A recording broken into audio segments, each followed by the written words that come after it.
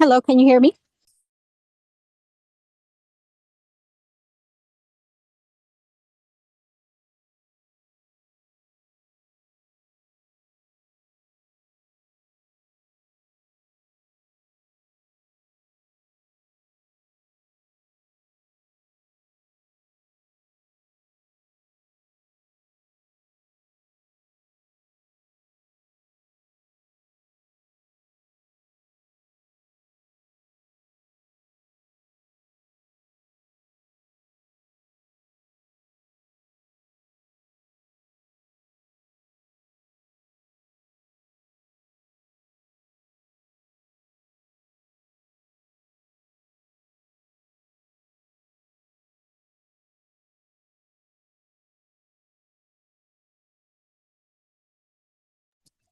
Hi, can anyone hear me?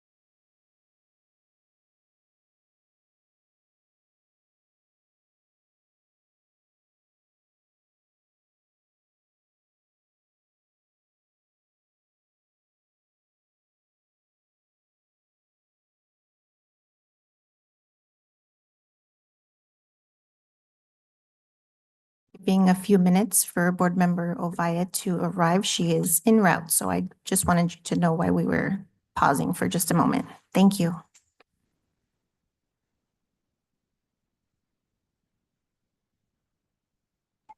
Hi, can you hear me now?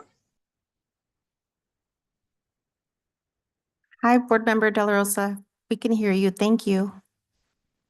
Great, thank you. Did you hear my comment that we're waiting to start? Yes, I did. Oh, perfect. Okay, thank you very much.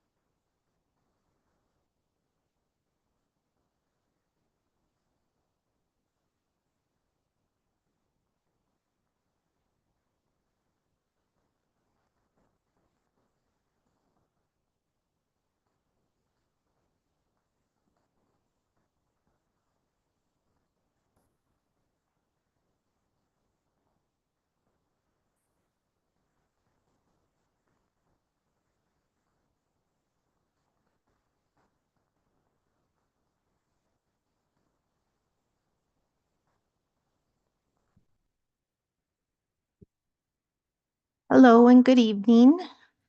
Welcome to everyone, both in person and watching via live stream. Being that there are 4 of us in attendance, I'd like to call the board meeting to order for April the 8th, 2025 at 5:26 p.m. I'll begin with our tribal land acknowledgement. In partnership with the tribes who called Phoenix their home first, we acknowledge and respect the land our schools are built on. We commit to being a strong partner with any and all tribal nations who entrust their children to our schools. We are grateful and honored to be partners. May we please have a roll call for attendance? Roll call for Ms. Jessica Bueno, Ms. Erica De La Rosa, Here. Dr. Alicia Vink, Here. Ms. Carmen Trujillo, Present. Ms. Erica Ovalle. Here. With the quorum present, we will proceed. May I please have everyone stand for the Pledge of Allegiance?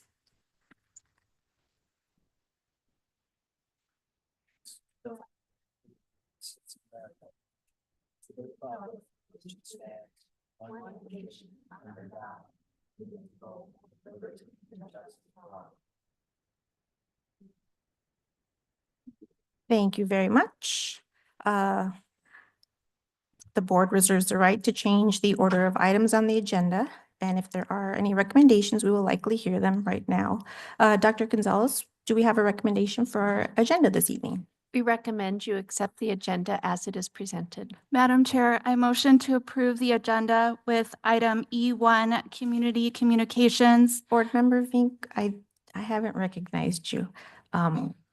Okay, you would like to change our agenda. I'd like to motion to approve it with item E1, Community Communications, move back to the beginning of the meeting where it usually is, right after our awards, though I understand there are some awards, so move to C2.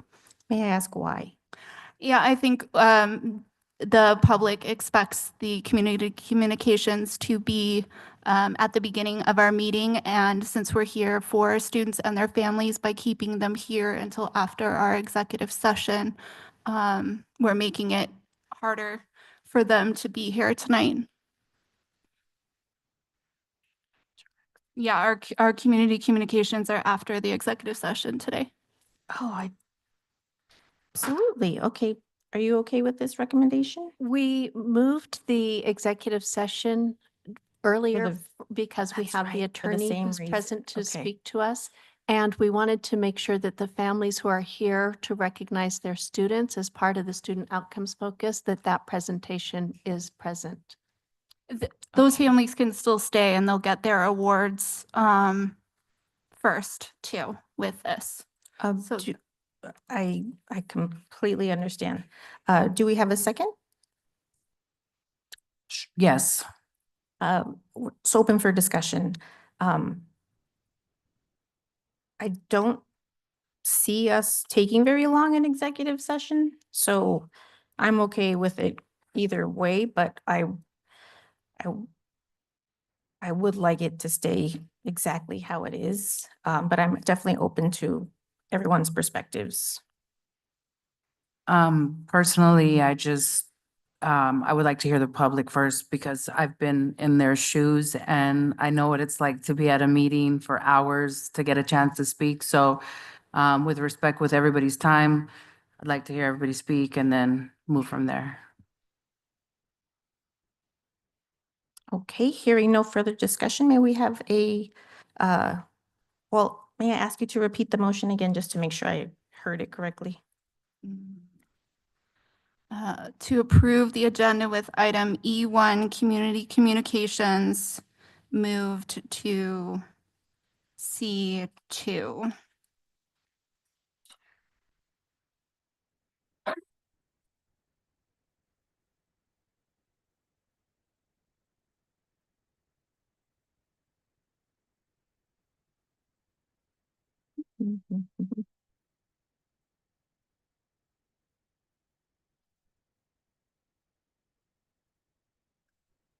So maybe C1 instead of C2? So C1 is awards. And so I was just out of respect for our kids, but I'm open to C1 as well if that is C1's preferred. just our update. My understanding is that not when you're planning to do? The student recognitions are part of the student outcomes focused monitoring report. It's celebrating the students, staff, and everyone who has contributed to the outcomes that we are presenting in this monitoring report. Right, so, Which is in two separate agenda items. okay, I did confirm before the meeting and was told C1, so I'm just saying we can.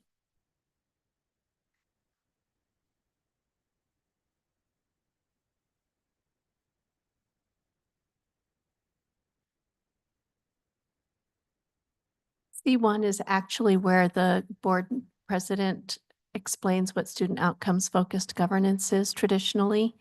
Okay, Her then we update. can move it to C1. Move the comments to C1.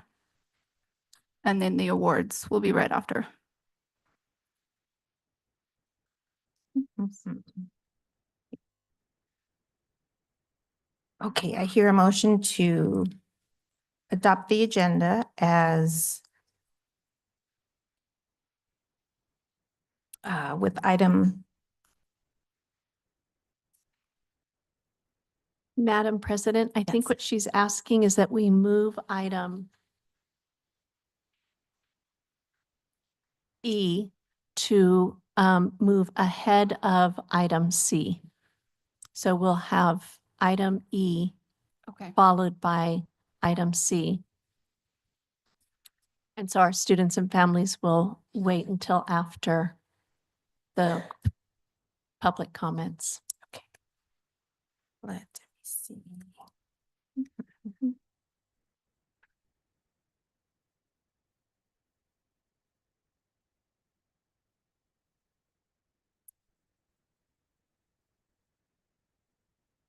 Sorry, I just want to get the wording correct on this one. I haven't run a meeting here in a long while. So we have a motion to adopt our agenda as amended with item E in place of item, let me rephrase that, E1 in place of item C1.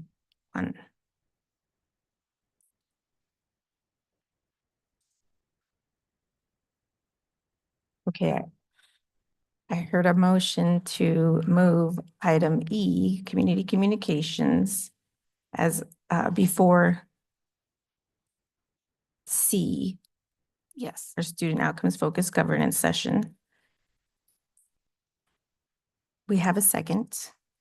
We've had discussion. May I have a roll call for the vote on this, please? Roll call for Ms. Erica De La Rosa, Aye. Dr. Alicia Vink, Aye. Ms. Carmen Trujillo, No. Ms. Erica Ovalle,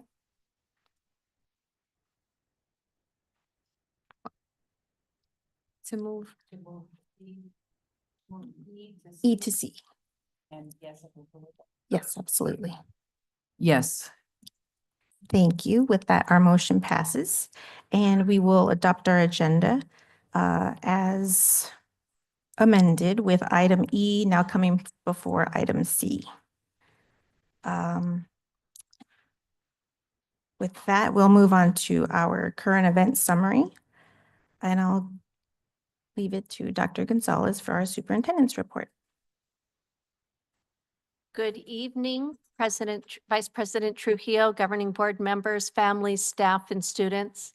This week, we are celebrating the Week of the Young Child. This will be Phoenix #1's third year of celebrating this special week, which is sponsored by the National Association of the Education of Young Children. The purpose of the Week of the Young Child is to focus public attention on the needs of young children and their families, to recognize the early childhood programs and services that meet those needs.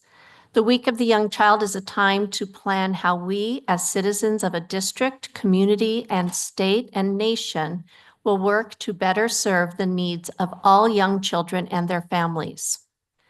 This year, our district preschool programs across the district are celebrating Music Monday, Tasty Tuesday, Work Together Wednesday, Artsy Thursday, and Friday Family Day.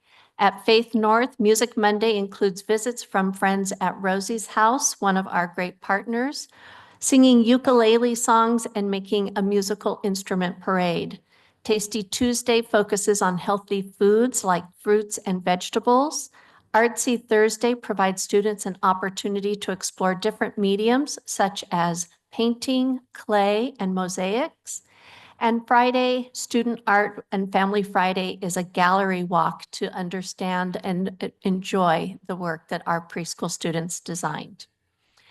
Moving from preschool to ready for high school, we have a future bioscience high school student with us, a member of the Superintendent's Student Leadership Advisory Council, Christopher, who will be sharing our comments this evening. Christopher?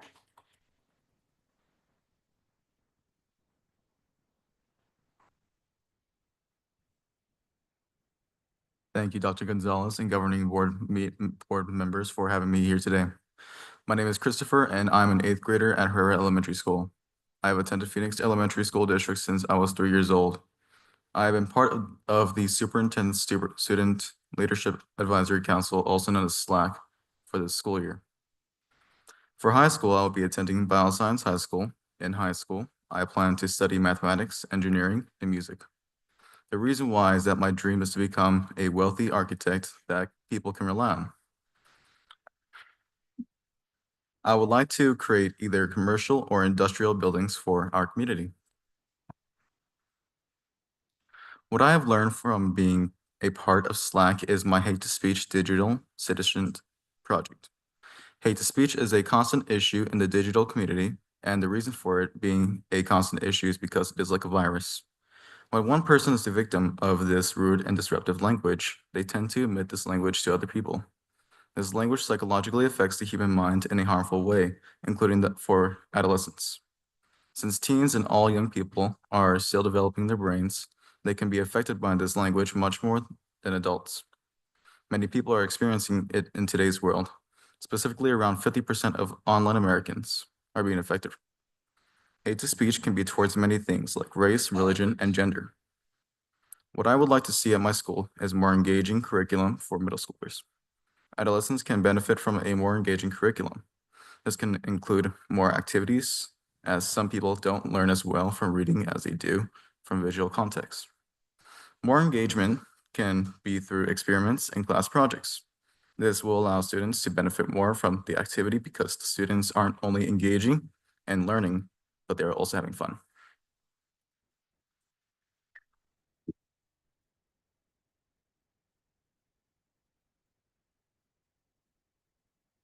Thank you, Christopher. We are so proud of the work of our SLAC students and the work that they're doing with digital citizenship and matriculation to high school. Thank you for representing your team today. That concludes our comments today. Thank you very much. I'd like to echo those comments. Thank you, Christopher, for being here and sharing all of that information with us. And good luck when you attend bioscience. Thank you, Miss. With that, we'll move on to item B2. Do we have any board members' reports to share? I do. Okay. I chose not to stand for our Pledge of Allegiance today because I will not stand for a national or state education system that is unjust and not only doesn't support our district values of diversity, equity, and inclusion, but is actively fighting against us and what is good for our community. I will not stand for this or any behavior that puts our kids at risk.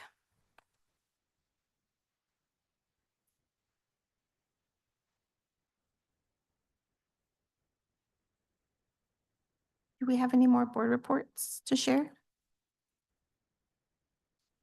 I've got a few to share. Let's see.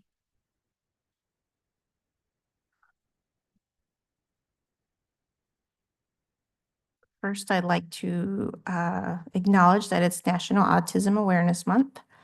In my errands today with my child who is on the spectrum, I was reminded that mistakes are proof that you're trying.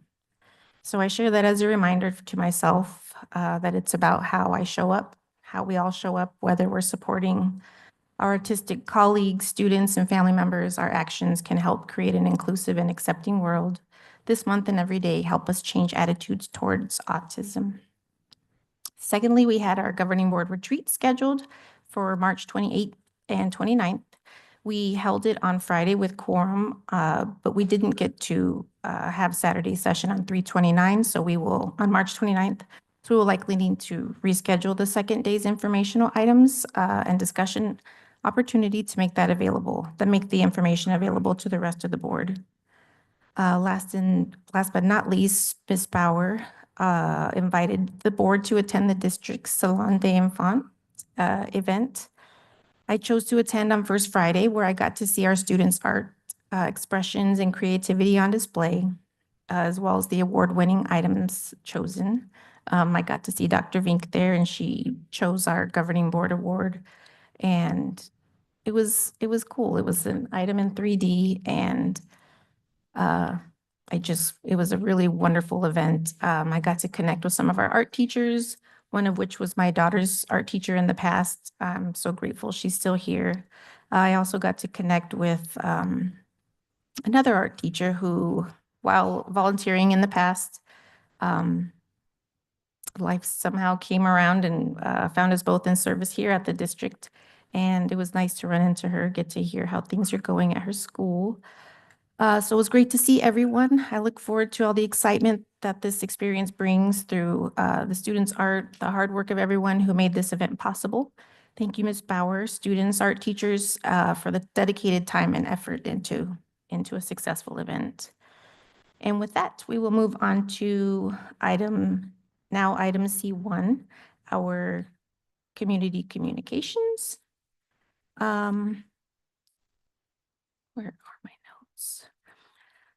Before we begin the time for public comment, as a reminder, all regular and special board meetings of the board are open to the public, and the board welcomes comments and viewpoints from citizens throughout the district.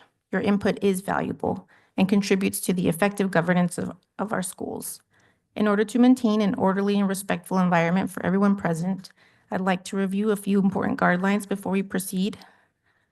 Individuals wishing to address the board must have completed and submitted a comment card prior to the start of the meeting. Ms. Jalise is here. If there are any that we haven't had, speakers will be recognized in the order they were received. Comments will be limited to 3 minutes per speaker to ensure that everyone has a fair opportunity to speak. Please direct your comments to the board as a whole, not individual members.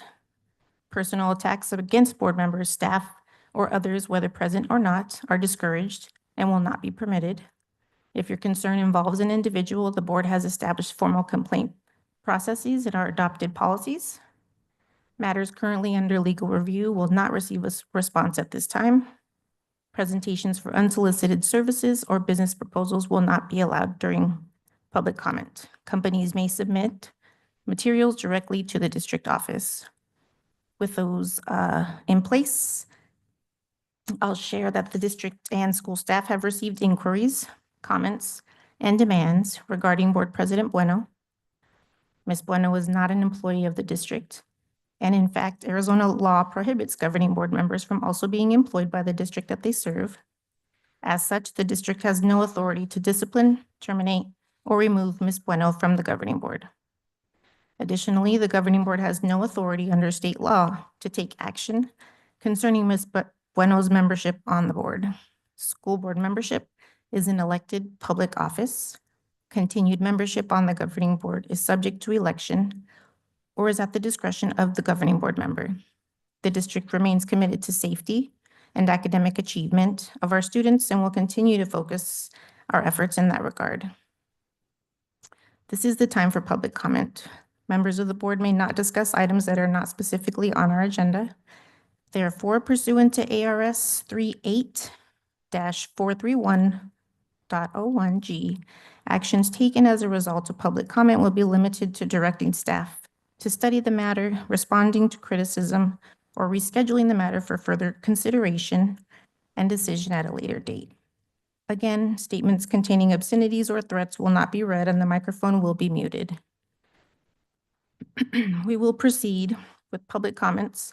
I ask that all speakers approach the microphone when your name is called, state your name for the record, and remain respectful with the allotted time.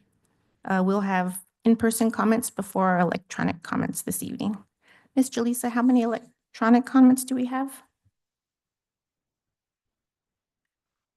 We have 9.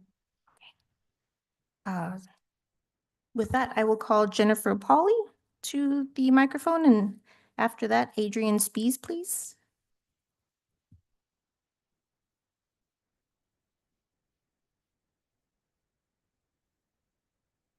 Hello, my name is Jennifer Pauley. I am a parent to a child attending school in the Phoenix Elementary School District 1. We reside in the district. It is a public record that Jessica Bueno, school board president, used her house as collateral in order to post a $12,500 bond for Randall Denton, owner of Xanadu Coffee, when he was arrested for and ultimately convicted of sexual solicitation of a minor who he thought to be 14 years old, the same age as many of our students that she's meant to serve in our district. Jessica Bueno knew what the charges were before posting that bond. And when she was questioned by the Phoenix New Times, she said, quote, "I immediately thought, oh, he got set up," end quote. Her words and actions demonstrate a lack of critical thinking and foresight necessary to be an effective leader and for the public benefit of our children. I'm demanding Jessica Bueno resign her position as school board president, and I support the recall effort. Thank you.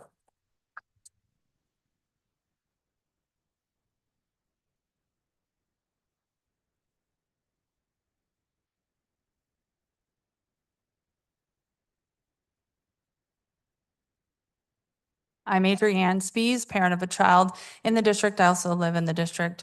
I will echo what Ms. Pauley just said. I agree that President Bueno should resign from her office as president. I believe you other board members choose who your officers are, and I think that you all should choose a new president from amongst yourselves. I also think that Ms. Bueno should resign, but that is up to her. When Ms. Pauley just quoted from the New Times article that said Ms. Bueno thought that Mr. Denton had been set up. And to me, that sounds like someone who is an apologist for a child sexual predator. And that is not the type of leadership we need on this board. We need people who do not tolerate child sexual predators. And then she also said she's human and she wanted to do something for a friend. And while lots of times doing things for friends and putting yourself on the line for a friend is admirable, but I think that shows impulsivity. I think that shows that she did not think through what she was doing, and it erodes the trust that we have in her decision-making. I'm speaking for myself. And I think it shows a lack of judgment. And so I think it is time for her to step down. That's what I have to say about that. Now I have more time. So I will talk about ASU prep. I think you do not need to make a decision about the proposed sale of the building to ASU prep until after the legislative session is over. I know there's been some talk about maybe changing the way that the legislature or the laws on how the money can be used if you sell a building. You need to know what the status of that is before you even decide if you're going to accept an offer for sale. Like we've said before, don't accept less, don't accept 1/3 of the value. And same thing with a lease. Don't accept an unfair price. Don't continue to subsidize ASU prep. We need the money for our district, for our children, for programs. And so, I just encourage you to hold firm. They are trying to use pressure tactics with their Facebook ads and to say that we should help them out and we're being the bad guys. But really, if they are looking for help with their lease, they should be looking to their administration and to ASU, the university, who helps subsidize ASU prep, and to pay a fair price for that land if it's going to continue on. So I just support what is best for the children of our district. Thanks. Thank you very much. Next, we would like to welcome Nicole Wheatcroft, and after her, Riley Dunkel. My apologies.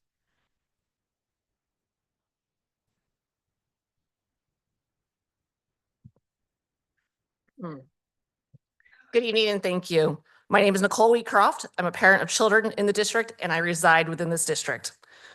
My 8-year-old has multiple diagnoses, including Down syndrome and autism, that put him in a vulnerable situation for reliance of heavy support and services from the district. The last time I spoke at this podium to this board was in November 2023. At that time, my son's teacher had walked out abruptly, leaving him in limbo, and the governing board was making a motion to fire the superintendent without cause. At that meeting, I spoke out as a parent who was exhausted and frustrated, and by doing so, I was retaliated against by the governing board president. She made an Instagram post to call me a troll, and to say that my white fragility was showing. Because of this, I've come to find out that I am not the only parent she has lashed out against when they have spoken about grievances, and she has bullied them into not speaking. I've had multiple parents tonight to tell me that they were afraid to come tonight to speak out for fear of retaliation. Since that meeting in November 2023, my son has sustained an injury in the classroom that put him in the ICU. And then a separate instance where the teacher had to be arrested for assaulting my child. I have not spoken out about it on social media or in public for fear that President Bueno would retaliate to the level that my son would not get the services he is legally entitled to. The time's over. With all my education and my white privilege, and I was afraid to speak out against her and her pettiness, how many other parents out there have been silenced? And that's why I'm supporting the parents who are writing the petition. Because of her pettiness, because of her arrogance, because of her insensitivity, and most importantly, her lack of empathy. She does not deserve to be sitting up here on this school board. Her lack of judgment and ownership this week when she paid to bail out a man of jail who was soliciting sex with somebody who could be as young enough to be a student and then continue to say, I'm paying bond for him while she knew what he had done, has proven what many of us parents already knew. She's dangerous to our kids and will continue to defend her lack of foresight. She does not care about her students. She absolutely does not care about parents, and she does not care about community safety. Thank you.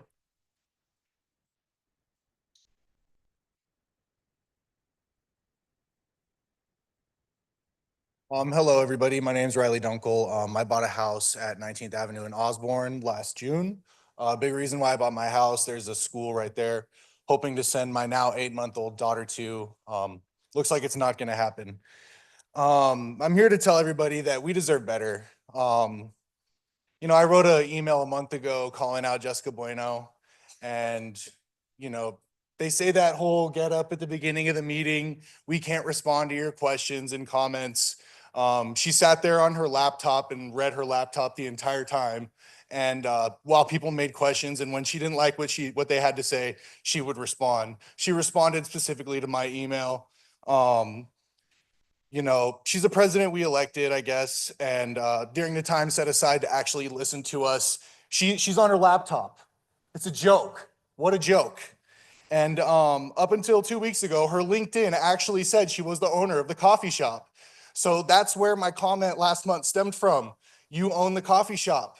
Like, you're doing this stuff, and it still says out in the public, you're the governing board president and the owner of a coffee shop that Trafficker owns. Okay, next point. Her response to people who disagree with her, just like the lady that stepped up here before me, my neighbors, she chooses to admonish them. She yells at them. Again, she doesn't respond to praise, but she responds to when people disagree with her. It's just an overall demonstration of poor leadership, bad behavior, and we as the taxpayers deserve better, guys. Look to each other. We deserve better. There's somebody in here right now that could do much better job than this person who associates with pedophiles. I'll say it. Retaliate against me. My kid's not old enough to go to the school. Retaliate against me. Like, I'll say it. She doesn't deserve this job. And that's why she's not here. She's scared. She knows that we're all going to come together and call her out on this behavior. And I'll wrap up. I know I'm very angry and I'm beating a dead horse here. But this is what really gets me. This is the comment from the New Times that hasn't been mentioned yet. After she bailed out the gentleman who solicited sex from a 14-year-old, she gets interviewed by the New Times, obviously. Quote, "I've known Randy for a while, and I do believe that he's a good person and has good character. And so to me, it was helping out a friend in need." What a joke. What a joke. You knew what he did and he's still your friend? At the bare minimum, guys. At the bare minimum. Let's do better. We deserve better.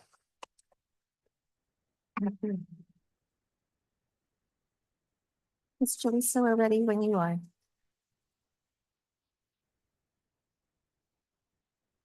Our first comment is from Rachel Padilla. I would like to discuss next steps in removing Jessica Bueno from her position as board president. A school board president has a fundamental responsibility to ensure the safety and well-being of students. Posting bail for an individual jailed on charges of pedophilia demonstrates a severe lapse in judgment and a disregard for this primary duty. Such an action raises grave concerns about the president's priorities and their ability to make decisions that protect children. This erodes public trust in the school board's leadership and creates a potentially unsafe environment for students, making their removal from the position a necessary step to restore confidence and prioritize child safety. Our next comment is from Dalton Reek. The role of a governing board president within a public school district is not merely administrative. It is a fundamentally moral in nature.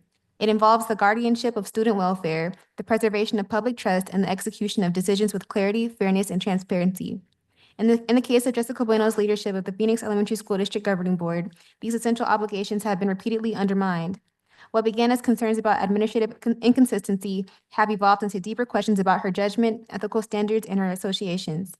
When individuals entrusted with protecting children are linked, even indirectly, to those credibly accused of predatory behavior, the standards for remaining in leadership shift dramatically. In such a context, continued service is not sustainable. The effectiveness of any school board rests on its ability to foster trust among families, educators, and the broader community.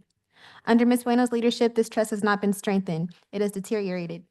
Her pattern of disregarding legitimate concerns raised by parents, teachers, and community advocates has contributed to a sense of exclusion and silencing that directly conflicts with the spirit of public education. What should be open, inclusive deliberations on students' success have instead become defensive exercises in self-preservation. Board meetings, which ought to prioritize students' educational needs, have too often centered on protecting the image of the board president. This inversion of priorities harms the district's ability to focus on urgent matters such as equitable academic outcomes, resource allocation, and safe learning environments. Equally troubling is the degree to which Ms. Bueno has politicized her role in ways that hinder rather than help the district operations. Leadership in education is about service, not control. It requires an ability to engage criticism constructively and to lead collaboratively with humility. However, her tenure has been defined by confrontation rather than cooperation, and by personal allegiance over professional judgment. When leadership becomes an obstacle to dialogue, a catalyst for dysfunction, and a shield for questionable affiliations, resignation ceases to be a political demand. It becomes a practical necessity for institutional recovery. Calls for Ms. Bueno's resignation are not rooted in partisanship or personality, but in the deeply held conviction that every child in this district deserves ethical and effective governance.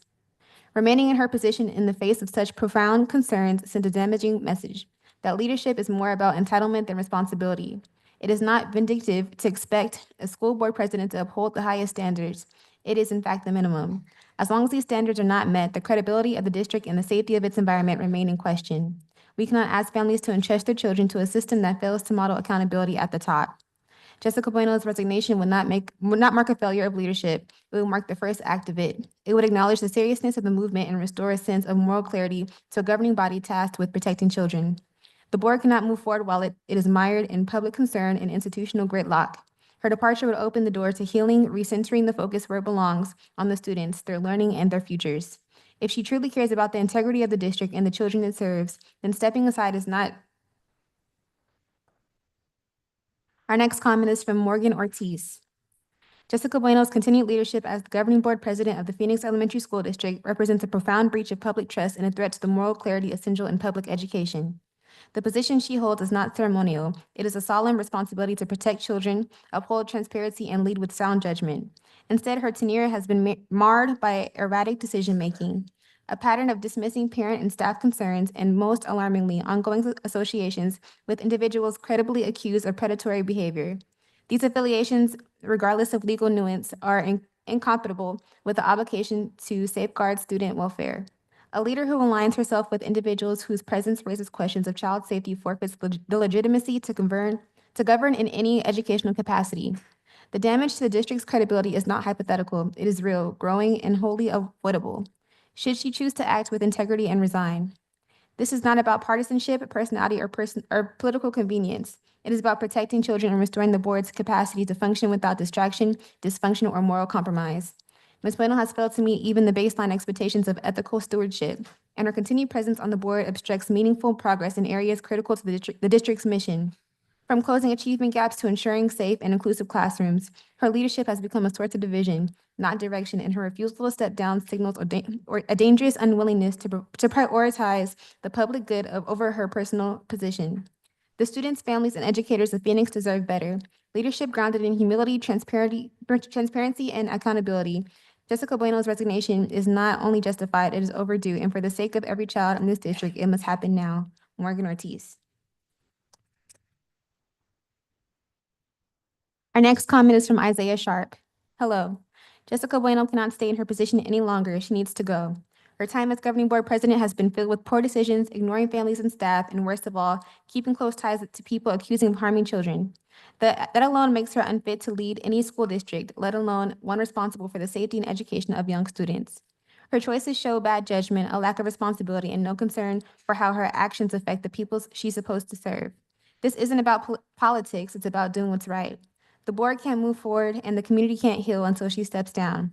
Jessica Bueno must quit now. Thanks, Isaiah Sharp. Our next comment is from Hector Hernandez. Jessica Bueno ought to step down without delay. It is imperative that Jessica Bueno vacate her position at once. Jessica Bueno must relinquish her role promptly. An immediate resignation by Jessica Bueno is warranted. Jessica Bueno is strongly urged to leave office now. The time has come for Jessica Bueno to resign. Jessica Bueno should no longer hold her current post. A swift departure by Jessica Bueno is necessary. Jessica Bueno's continued tenure is untenable. Resignation is the only viable option for Jessica Bueno. Jessica Bueno must remove herself from office without hesitation. There is no justification for Jessica Bueno to remain in her role. Jessica Bueno needs to withdraw from her duties immediately. The situation demands that Jessica Bueno step aside. Jessica Bueno's position has become indefensible. A prompt exit for her role would be the right move for Jessica Bueno. Jessica Bueno should abdicate her responsibilities now. It is both appropriate and necessary for Jessica Bueno to resign. Jessica Bueno should no longer serve in her capacity. For the integrity of the office, Jessica Bueno must resign. Jessica Bueno is urged to vacate her responsibilities post-date.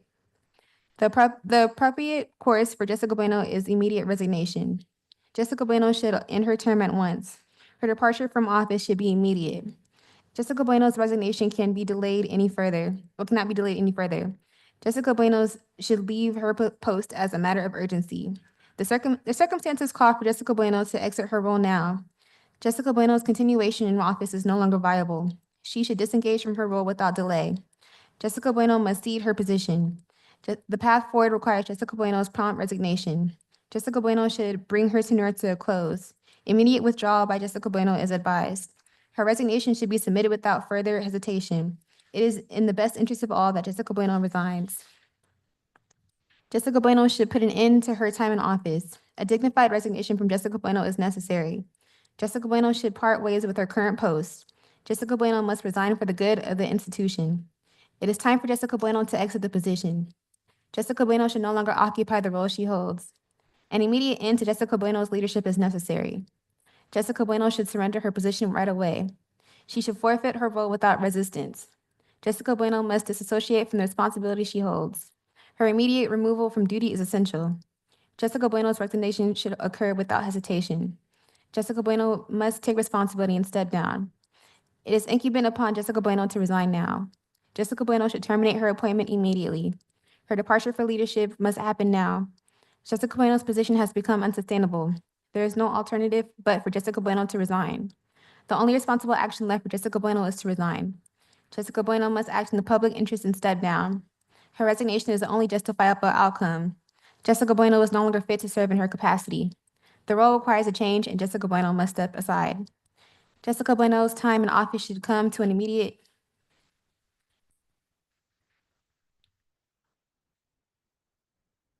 Our next comment is from James Winston. Jessica Bueno quit. Jessica Bueno stop.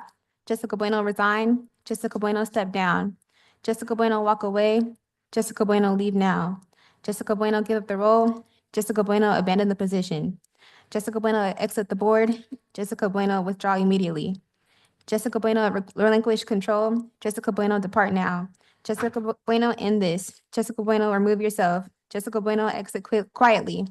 Jessica Bueno let go of the title. Jessica Bueno turn in your resignation.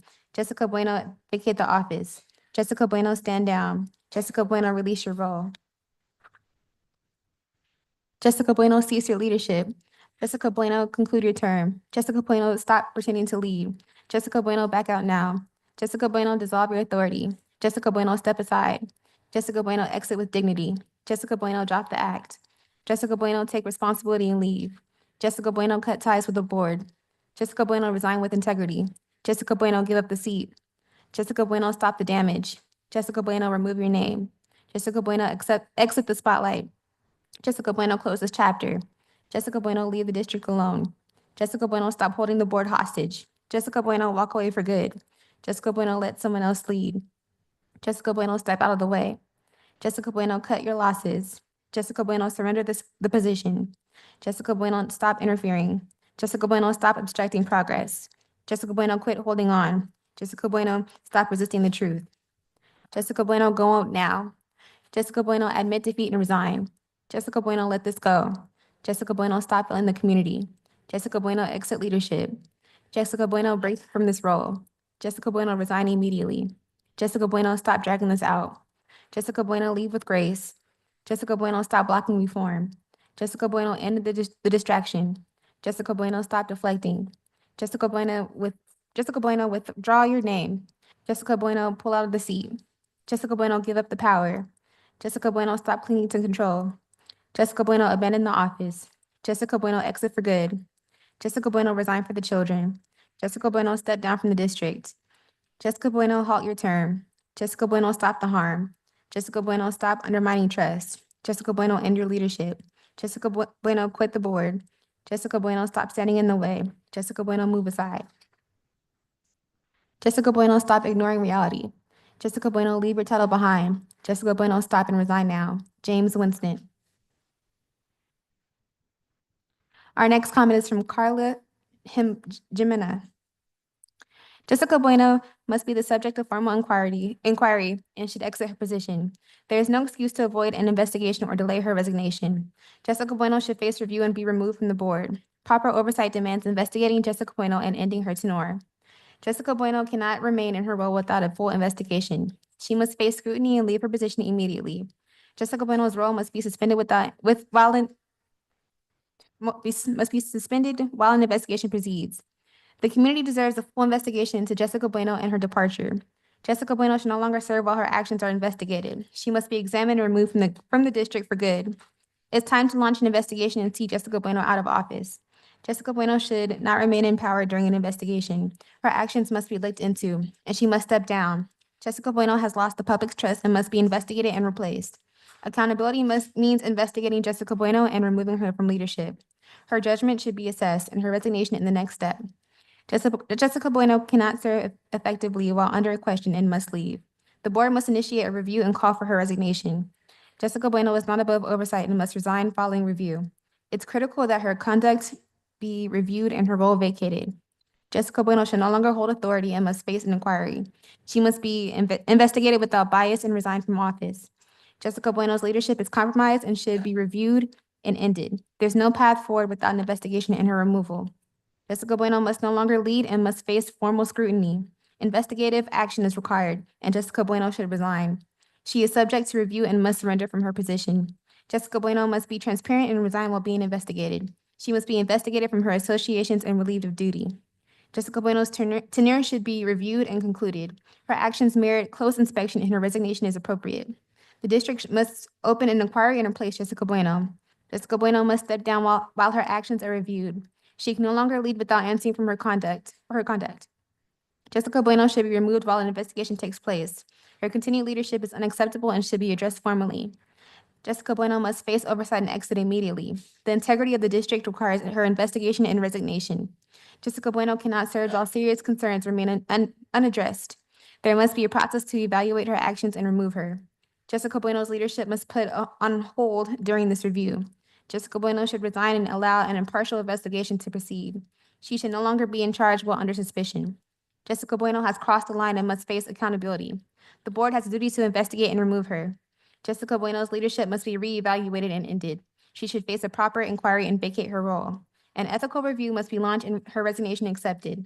Jessica Bueno must no longer avoid accountability and must step down. Jessica Bueno should be held to professional standards and removed. The board must not delay action, investigate her, and replace her. Jessica Bueno must leave and be subject to review. Jessica Bueno's role is under question and must be reassigned. She must be examined and impartially. Our next comment is from Vicky Jarma. There can be no meaningful progress until Jessica Bueno is thoroughly investigated and removed from her role. She must step aside and face the consequences of her actions. Accountability demands that she answer difficult questions, and full vetting is not unavoidable. Her leadership has reached its breaking point and must be replaced. Jessica Bueno must surrender her seat and undergo an impartial review. The district has a responsibility to act with transparency by investigating her and installing new leadership. Formal action is required. Jessica Bueno cannot continue without facing oversight. The board owes families a credible review and swift resignation. Her time in office has ended. Her conduct must be addressed directly. Jessica Bueno has compromised her position and must depart. Integrity and leadership starts with investigation and accountability. While serious concerns persist, Jessica Bueno cannot remain decision-making, must be reassigned, and she must be thoroughly examined. If the board is to restore trust, it must investigate and replace her without a delay. Jessica Bueno has already crossed a moral and professional line and must be held accountable. She should not leave while under suspicion. An independent investigation must be allowed to proceed. Her resignation is a necessary first step. Oversight should pause her leadership while a full review takes place. She cannot continue in her role without answering for her behavior. The board must initiate a thorough inquiry and make plans for her removal. Her decisions demand careful scrutiny, and her exit is appropriate. She should be relieved of authority and investigated for any improper affiliations. Jessica Bueno must allow a review of her leadership record and resign. Her tenure has expired. The district must evaluate her actions and move on. She is no longer fit to lead and must face formal accountability. Her leadership must end, her decisions must be reviewed, and her service concluded. Jessica Bueno must not evade consequences. She must be removed and investigated now. From Vicky Jarma. Our last comment is from Paul Booth. I am writing to formally request the resignation of Jessica Bueno from her position as board president of the Phoenix Elementary School District No. 1. She has failed as a leader throughout the recent school closing process to the point that it will take years for the district to gain back trust in the community that our voices matter and we can trust this district with the education and safety of our children. The Phoenix New Times recently reported that Bueno bailed out Xanadu coffee owner Randall Denton in March of 2024 using her house as collateral. I demand an investigation into Bueno's connection to Randall Denton and Xanadu Coffee and any conflict of interest role it may have played in school closing proposal and vote for Hurd and Dunbar, as well as the lease non-renewal of ASU Prep. There also needs to be an investigation launched in the process the district followed when hiring new CFO Aaron Whittle. Mr. Whittle was hired one day after the initial planned school closure vote was tabled. Surely more qualified individuals could have been hired that did not get their district placed in receivership while they were at their last job. We need a full audit on the district's finances, as significant discrepancies were identified by Mr. Whittle within 3 weeks of being in the job and presented to the board and public the day of the vote to close the school with clear intent to intimidate board members from voting for Plan B under threats of receivership, which is opinion not based on facts. Each plan could have easily been proposed with numbers that are not negative. Closing one school instead of two was never even considered or presented as an option. Given these circumstances, I believe it is in the best interest of the district and its stakeholders for Jessica Bueno to step down from her position. This change is necessary to restore confidence and ensure effective governance within our educational system. The district also needs to reverse the decision to close Hurd and Dunbar immediately, considering this new evidence, and come back to the table with a data and community-driven plan. I urge you to consider this request seriously and take appropriate action. Thank you for attention to this matter. Sincerely, Paul Booth.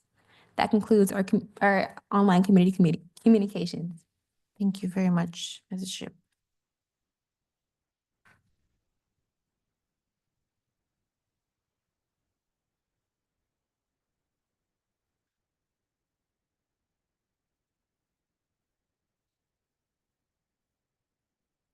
With that, we'll move on to item D1, our student outcomes focused governance update. Tonight, we are very proud to begin our student outcomes focused monitoring report by celebrating the students, the teachers, and the schools who have shown extraordinary growth. So at this time, we have a presentation that we're going to put up so we can name each of our students. What we're going to ask is that if the family and student are here to come, our governing board members can come down and we'll take a photo with everyone together. And we will be able to celebrate the people who are making outstanding growth.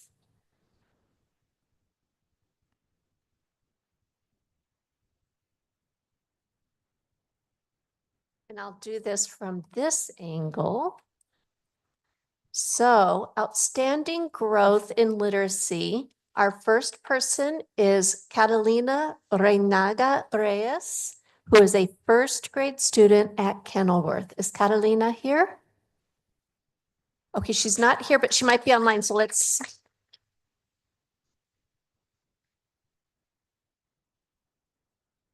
And just a word to understand this, these are students who across the district made the most growth for their grade range. Next is Julian Cordova at Herrera.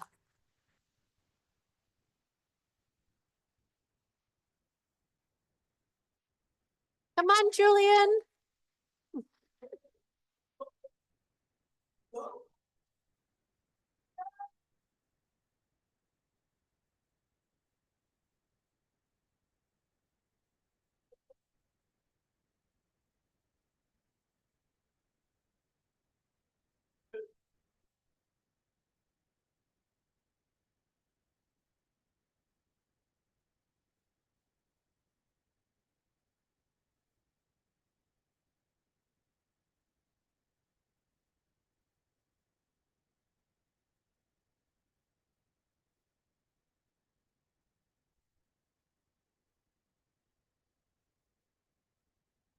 And congratulations to Julian's family and his teachers. Next, we have Selah Folsom Smith from Shaw Elementary.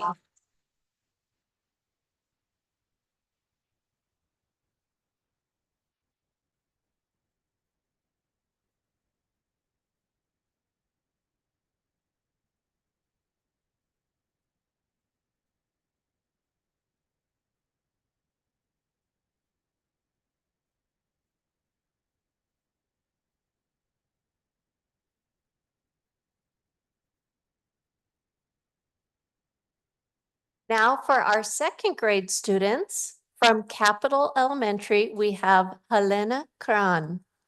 Is Helena here?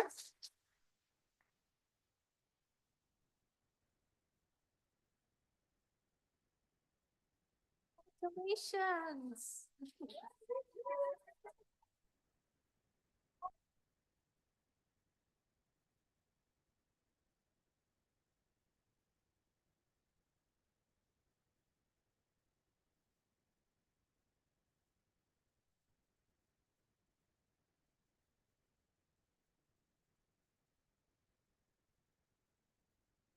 Now from Magnet School, Victoria Valenzuela.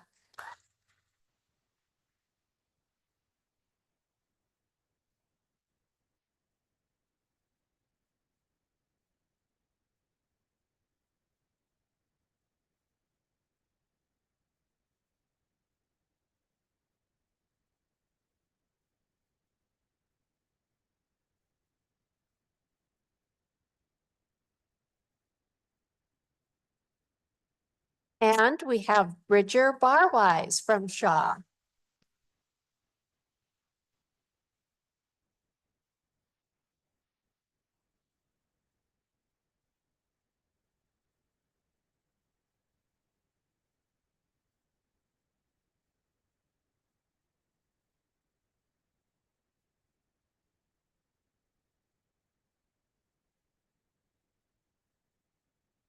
Now we're moving into middle years literacy. From Shaw, we have Emilio Duran Valles.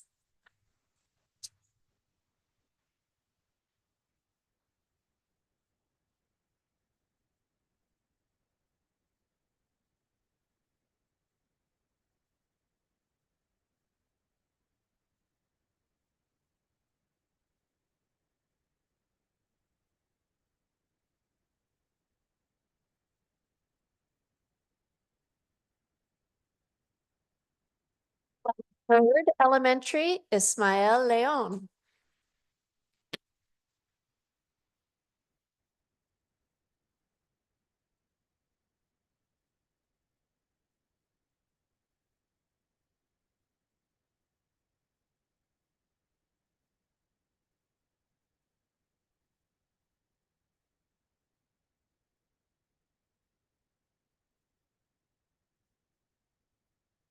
Another Herrera student, Enoch Lopez.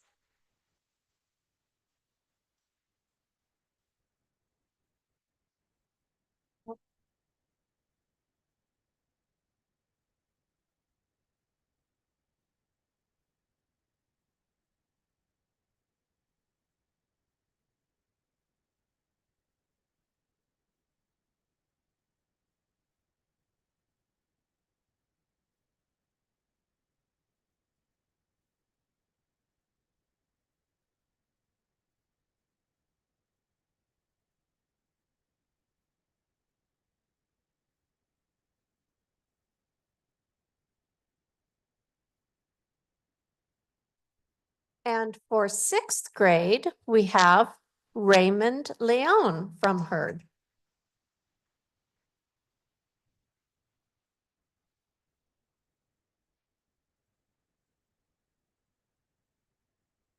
Is Raymond here?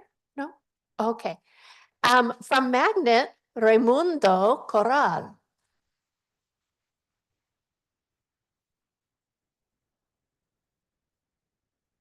I think sixth graders are busy doing other things right now.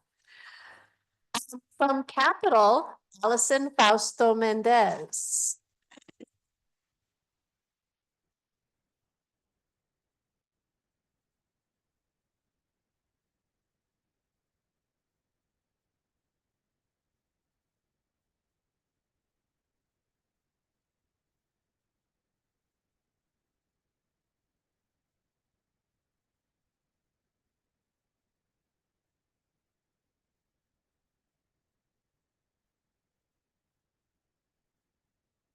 We are exceptionally proud of these students who they grew more than a year's worth of growth in a single year. And this is outstanding progress. And of all the students in the district, think about 5,000 students in the district. These students grew the most this year. So it is really an amazing accomplishment. So congratulations, families and teachers.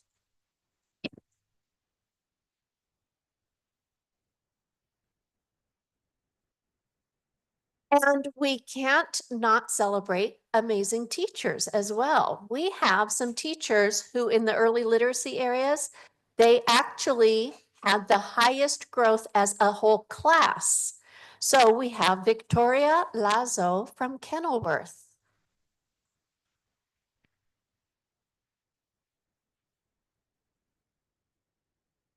And we have Christina Flores Basulto from Shaw.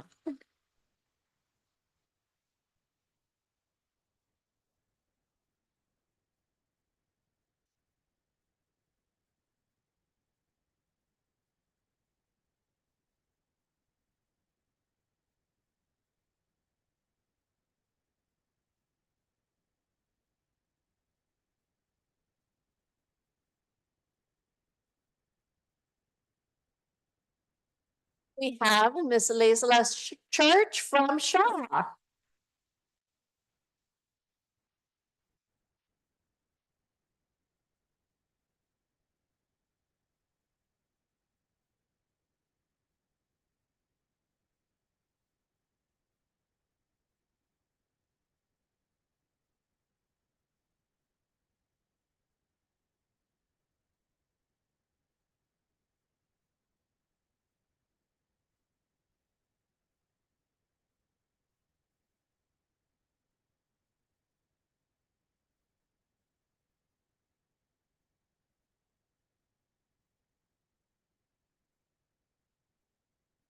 Their Kenilworth teacher, Grace Betancourt.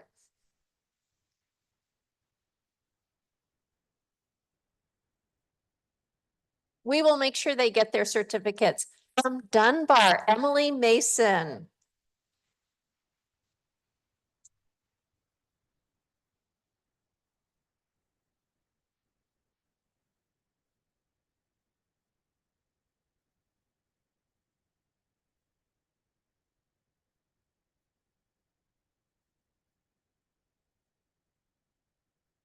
From Garfield, Jennifer Mendoza.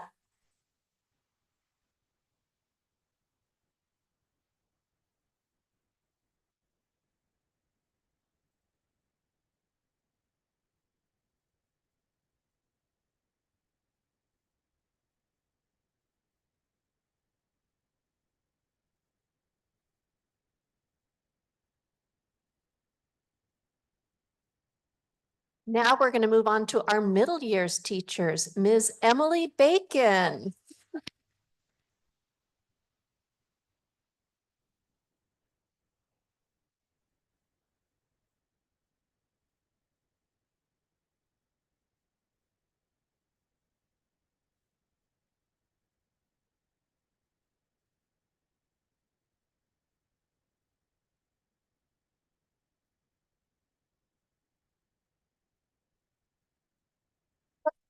Rossi Flores. Oh, there you are.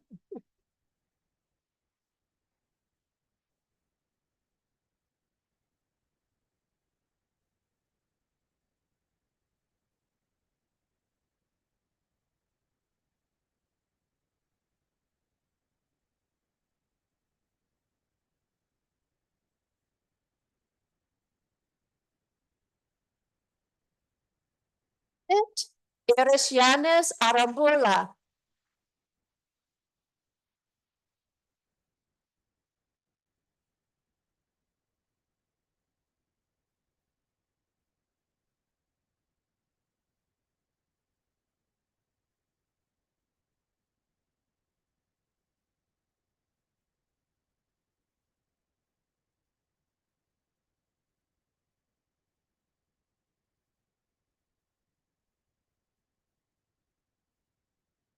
Listen, Amanda McFall. Oh, I'm sorry.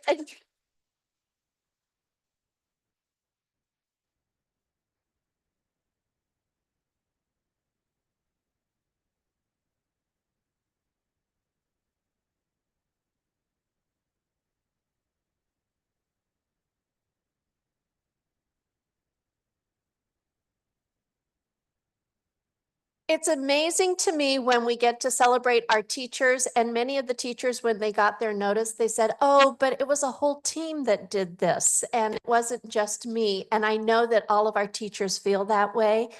And all of our teachers are putting in a tremendous amount of work to be able to help their students succeed. But it's wonderful to be able to celebrate those whose classrooms are showing the greatest growth. And again, just like with our students, for your entire class to show this kind of growth is really remarkable. We also have principals that we get to celebrate because we know that leaders set the tone for the district. And so our schools that showed the most growth, Susan Engdahl.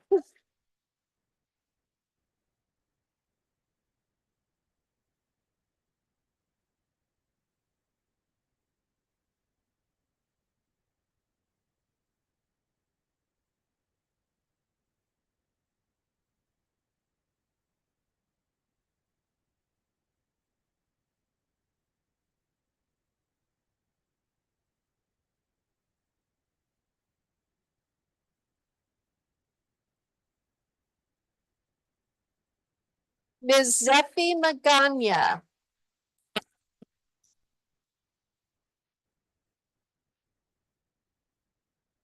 Okay, she was here earlier, but she left. Ms. Claire Oncells.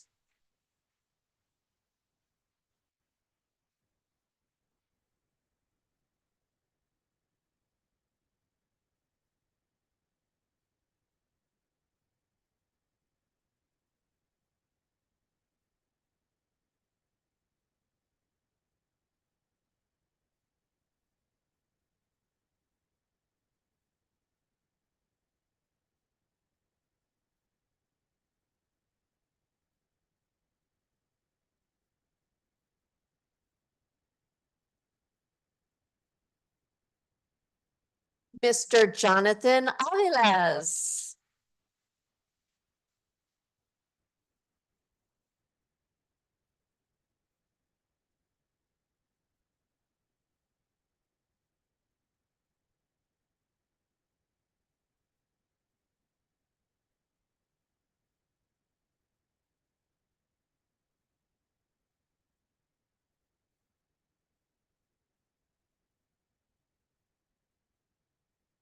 Mr. Joseph Fuentes.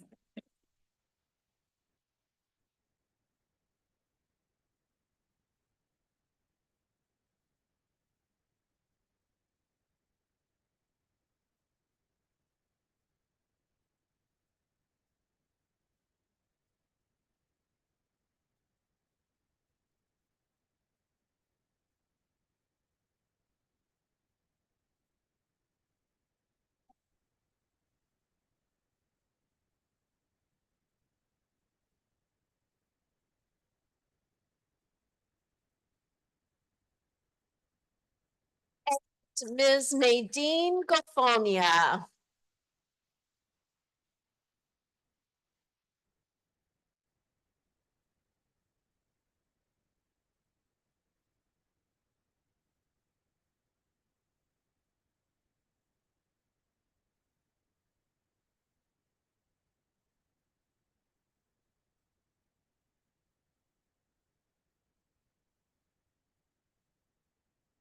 We are so excited about the work that our principals do, and we're so proud of all of the families who support their children and bring their children to our schools. So thank you from the bottom of our heart for trusting us with your children, for bringing your children, and for being able to celebrate with us their remarkable accomplishments. Now we're going to turn it over into looking at our data and understanding a little bit more about why the growth that these students have made is so incredibly remarkable.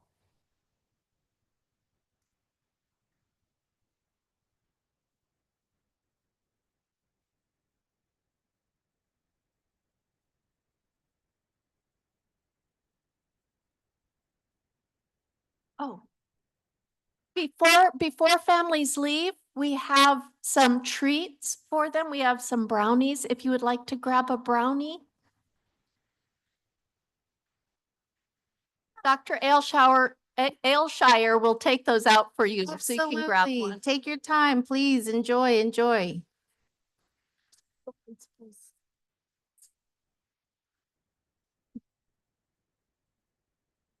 Thank you, Dr. Ailshire. Thank you, everyone.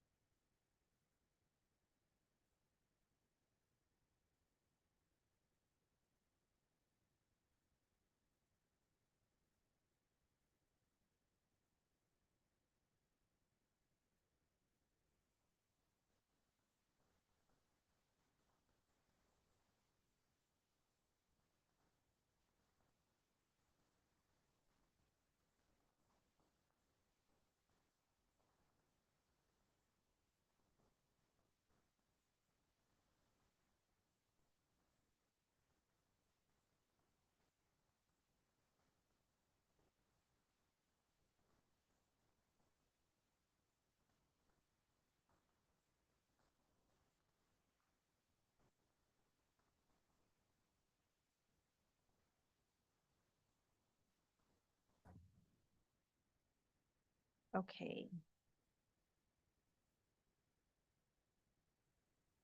All right. Thank you very much, Dr. Gonzalez, for that extra special surprise and celebration of everyone's accomplishments.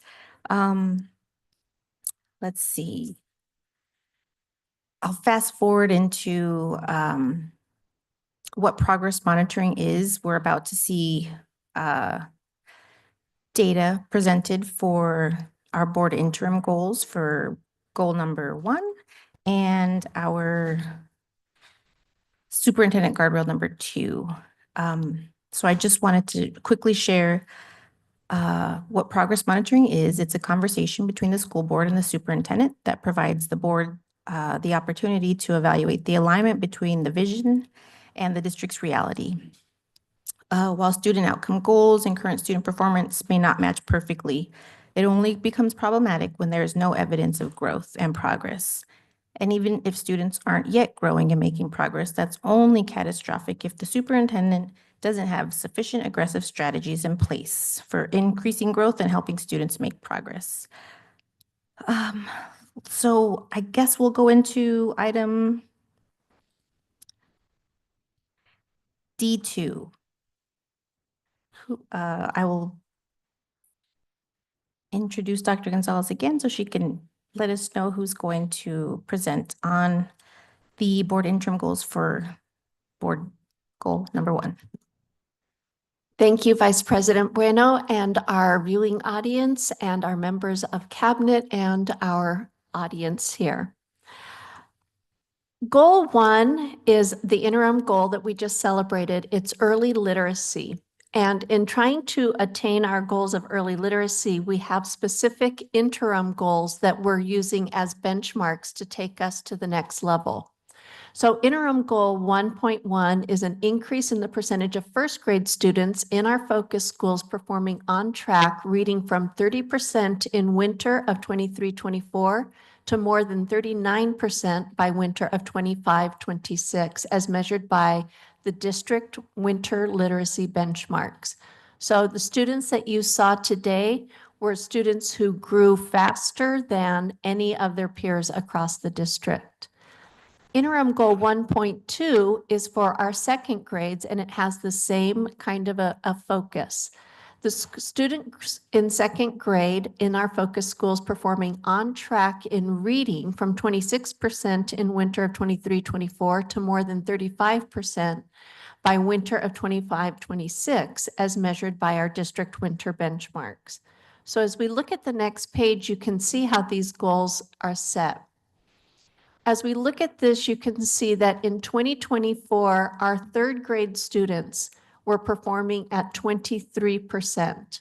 Our goal is that by 2028, our students are at 40% in terms of passing the AASA, which is the State Achievement on Reading.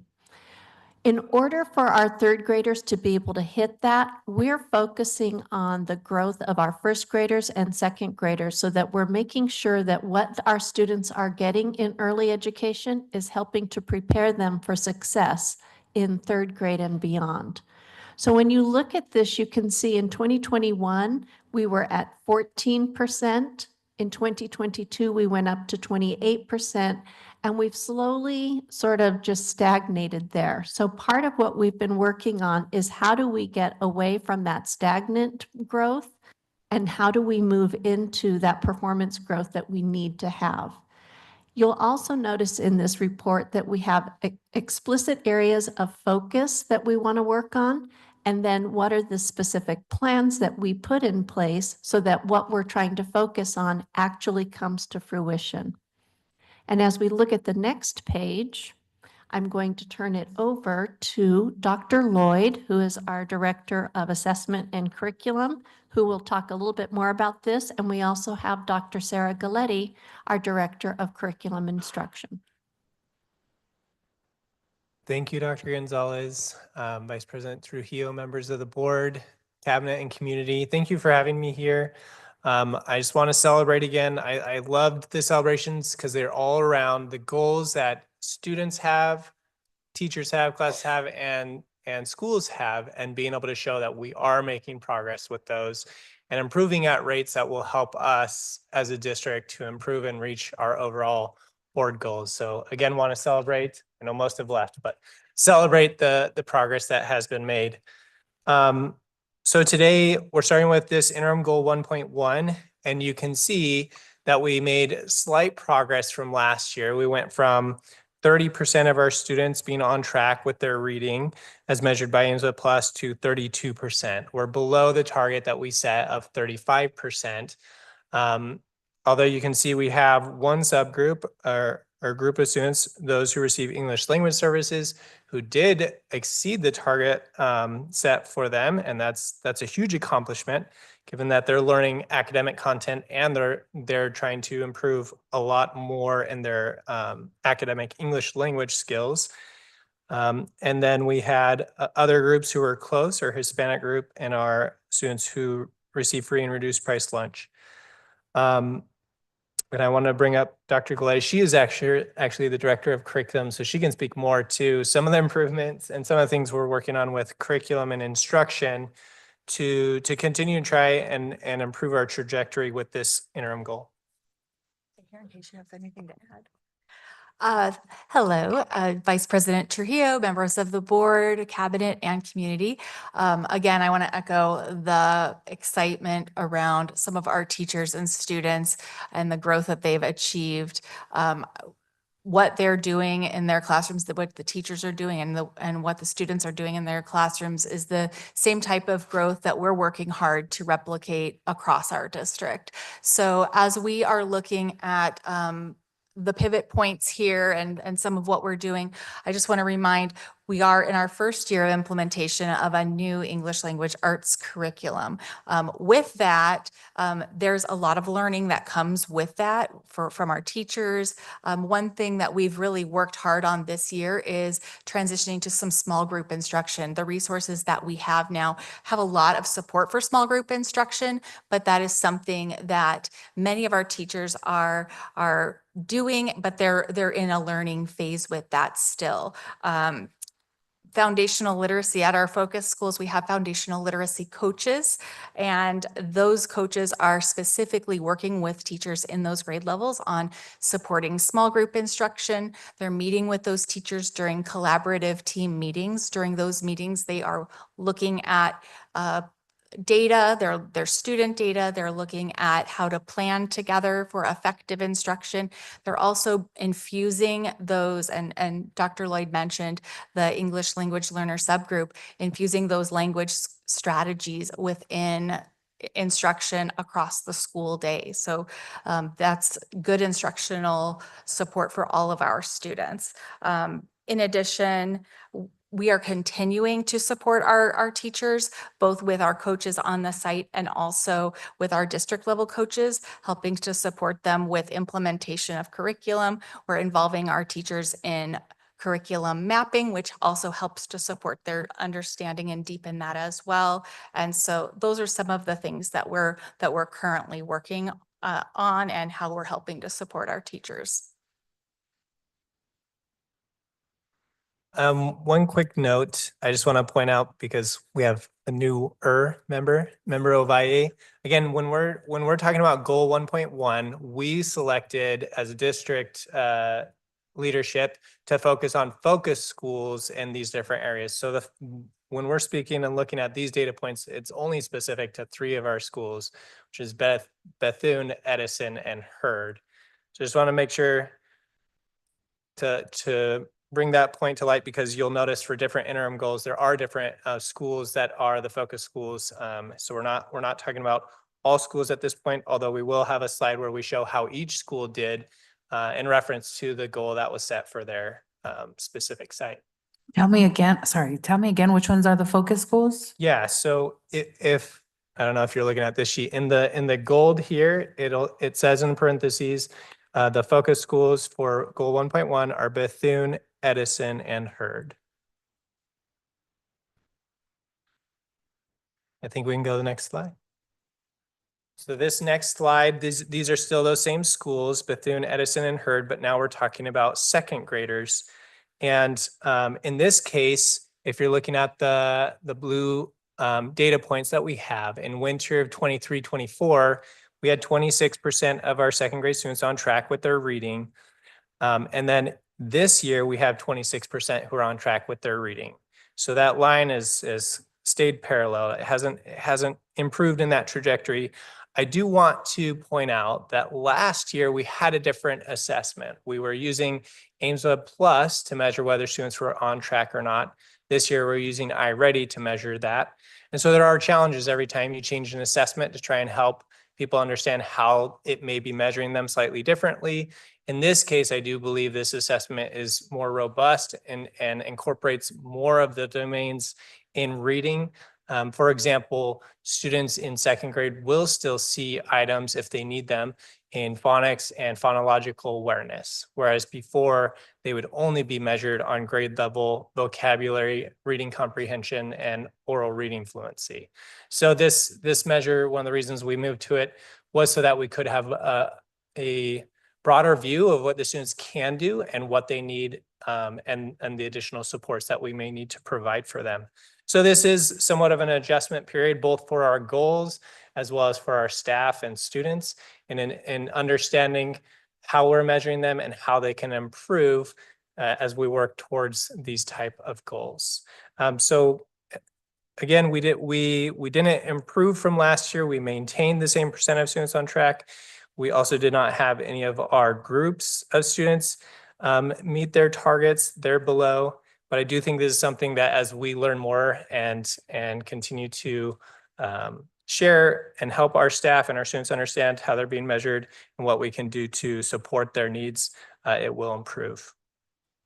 And something additional to note and that our foundational literacy coaches at our focus sites have specifically been working at with a couple of sites is supporting teachers that are currently teaching multi-grade classrooms. So you'll see that as one of the pivot points up there. So when you have a multi-grade classroom, those are teachers that they might have first grade and second grade both in the same classroom. So different sets of standards, different sets of instructional materials, et cetera. And so the strategies and the work that they're doing with those is a little bit different. It requires some different ways of instructing, different ways of thinking. For example, you might be providing instruction to a group of first graders while the second graders in this class are working on something second grade related, and kind of working that way. So it's a little bit of a different type of a model. So our coaches have been working really hard with those teachers as well to support the multi-grade instruction.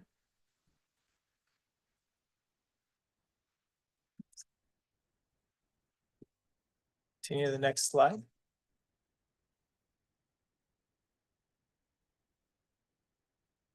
So here we have board questions. The board members are wondering, are the data moving the team toward implementing different strategies or with an increased sense of urgency for all schools or some schools? Dr. Ailshire? Actually, I'm going to turn this right back over to Dr. Galletti, who worked on this. I should point out to our governing board members, for questions like these are incredibly relevant for us. Whenever we have successes, we have now developed the habit of going directly to the school sites, interviewing the principals, interviewing the teachers where we're seeing those successes.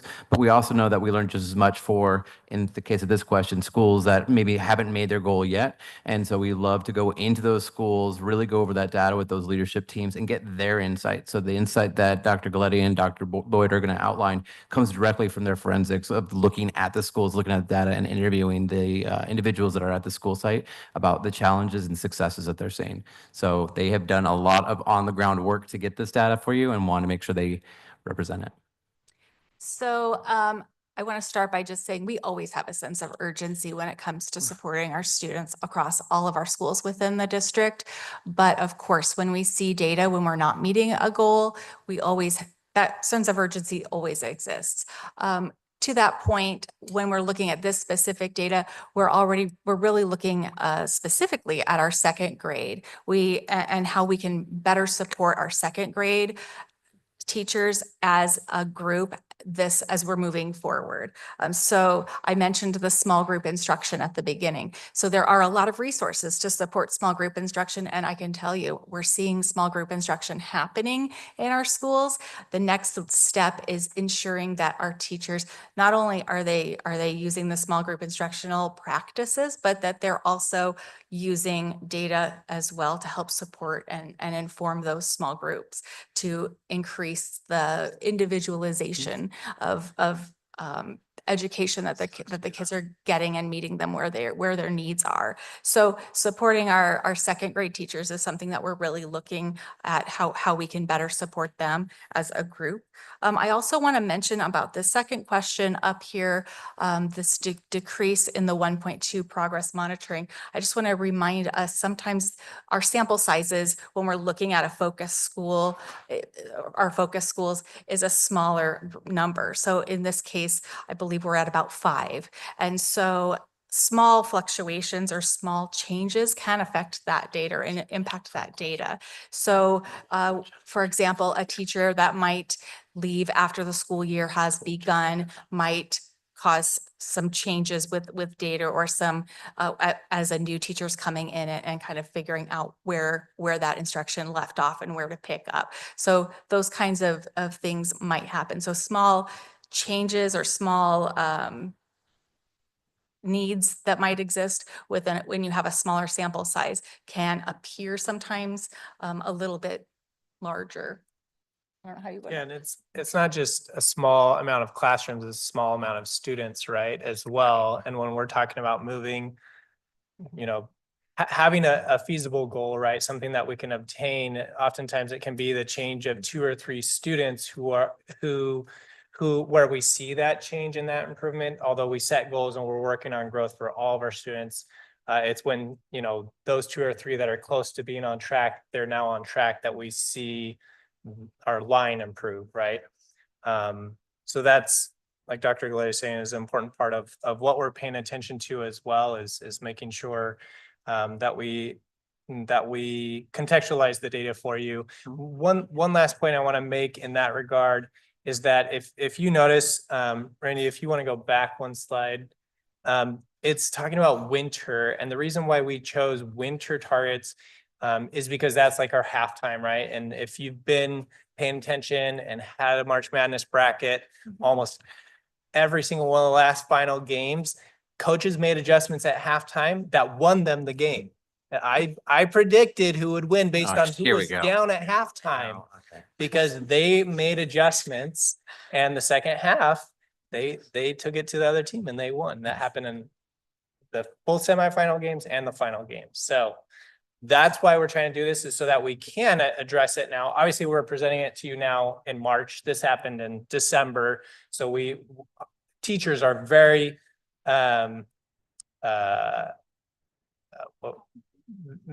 look at it almost immediately, right? Like most of them are already on, like, oh, we did this. These students did, you know, this well, and they've already made plans back in December. As soon as the kids finished, a lot of them shared it at parent-teacher conferences, right? We're just finally getting the chance to catch up with all of you to share what's been happening and the adjustments that we're trying to make. And I would also add to what Dr. Lloyd is saying, teachers are looking, and so when we talk about those collaborative team meetings where they're planning together and looking at data together, looking at their class data, their student level data, their grade level data at their school. So it's not just the iReady data that we might be looking at here. They're looking at their weekly assessments. So they take weekly assessments and they're looking at that together to figure out, okay, based on this week of instruction, what did my students really get, and where might they need a little bit more support so that they can continue working on and bringing those skills into the next week. So they're looking at data on a weekly basis, and the coaches are really helping to support that process. Sorry. So I'm new, obviously, and I'm learning the way this goes, but just looking at it, you know, from the schools that you used, I'm looking at it and I'm thinking, okay, black youth are constantly or consistently, based off this, in the red. So my mind goes straight to, what are the hurdles these young folks are facing, and how are we helping out? How are we giving resources, and how are we getting past these hurdles? Is my question. And that's exactly the reason we look at the data like this. So when we see that our Black youth are consistently in that group, we have to start thinking about, okay, what are we doing differently? And then it becomes not just what's happening in the classroom, but how are we supporting our families to make sure that they have the resources that they need to be able to be successful.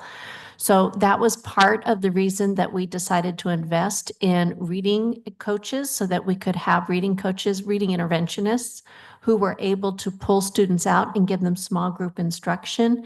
We also saw a correlation between the students who attended preschool and the students who are in the class that hadn't attended preschool.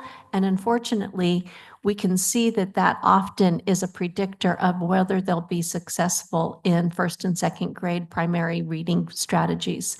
So we know that we need to provide more resources to those students. The other thing with the Black students, we don't have as many Black students. And so often when you look at that number, if you'll look back at that chart, you can see the number is a very small number. So even if we only have a few students in that group that aren't getting it, it's enough to pull down the entire group. So we've got to find out who the students are that need the extra resources. And it's one of the reasons that really focusing on this data, we present it to you on a monthly basis, but we're looking at this every day and every week with our principals, every month with whole leadership teams. What's working, what isn't working, what more do we need? And then that drives what we apply for in our federal Title I grants and for any other grants that are out there to say we need more resources to specifically address this group of students. So our classroom teachers are participating in collaborative team meetings with their peers in a grade level. Our leadership at our sites are participating in leadership team meetings, so LTMs versus CTMs. And in those LTMs, that is often where the data like you're referring to is really looked at. And then there's strategies that might surface as a site based on what that data shows. Because as Dr. Gonzalez mentioned, it might be a small number at a particular grade level, but if you're looking across a school or across a grade level band, there might be something that maybe we need to do more of a root cause analysis around and try to figure out what might be happening to help to support that really well.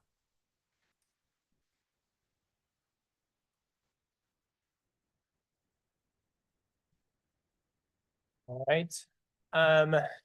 So thank you for the clarifying question. And it is definitely something that we need to, I just wrote down my own note because we have data, right? We're looking at it, we're good at collecting it and looking at it. Now we have to do more to utilize it, to leverage it, to take action.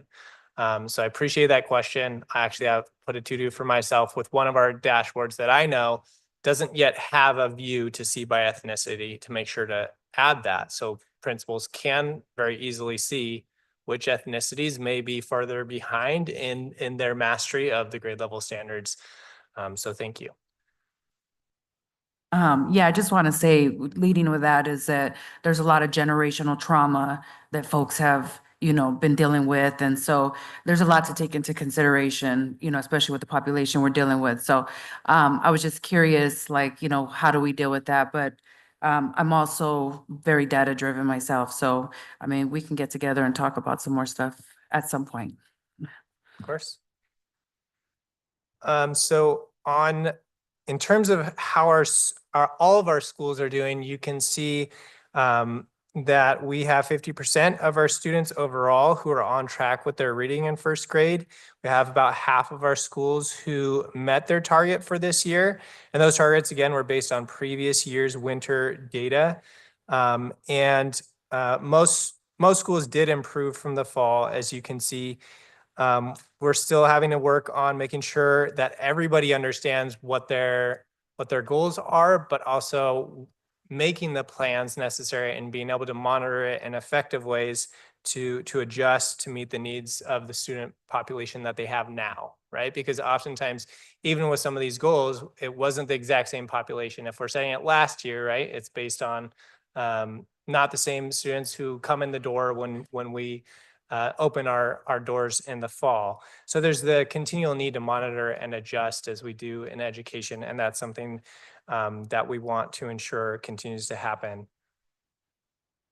So one thing that is working and that we're seeing really be supportive of teachers as they're in the classroom is we're continuing to provide really explicit professional learning around the reading foundations, so the foundational reading standards. So we are very fortunate here in this district to have trainers in letters. Letters is it's considered kind of the gold standard for reading foundations and what that and teaching reading to our students.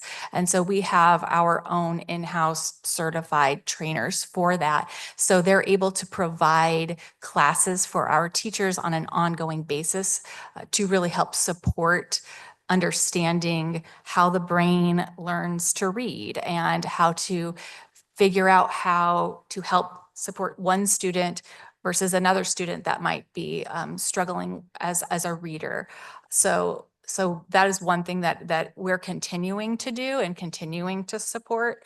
Also, and I'll just reiterate the effective small group instruction. So that tier 1 instruction, our small group we're really working to bolster that tier 1 instruction and make that as high quality as possible. And so that means bringing in a variety of strategies and engaging strategies for our students so that they can connect with what they're learning and connect with what they're reading, but also the small group instruction within that tier 1 time is connected to what they're learning at the grade level. And so helping our teachers to really be strategic. We want to empower our teachers to really own their students' data and be able to make those really sound instructional decisions and feel real confident with that when they're selecting which resources to use to support one group versus another group.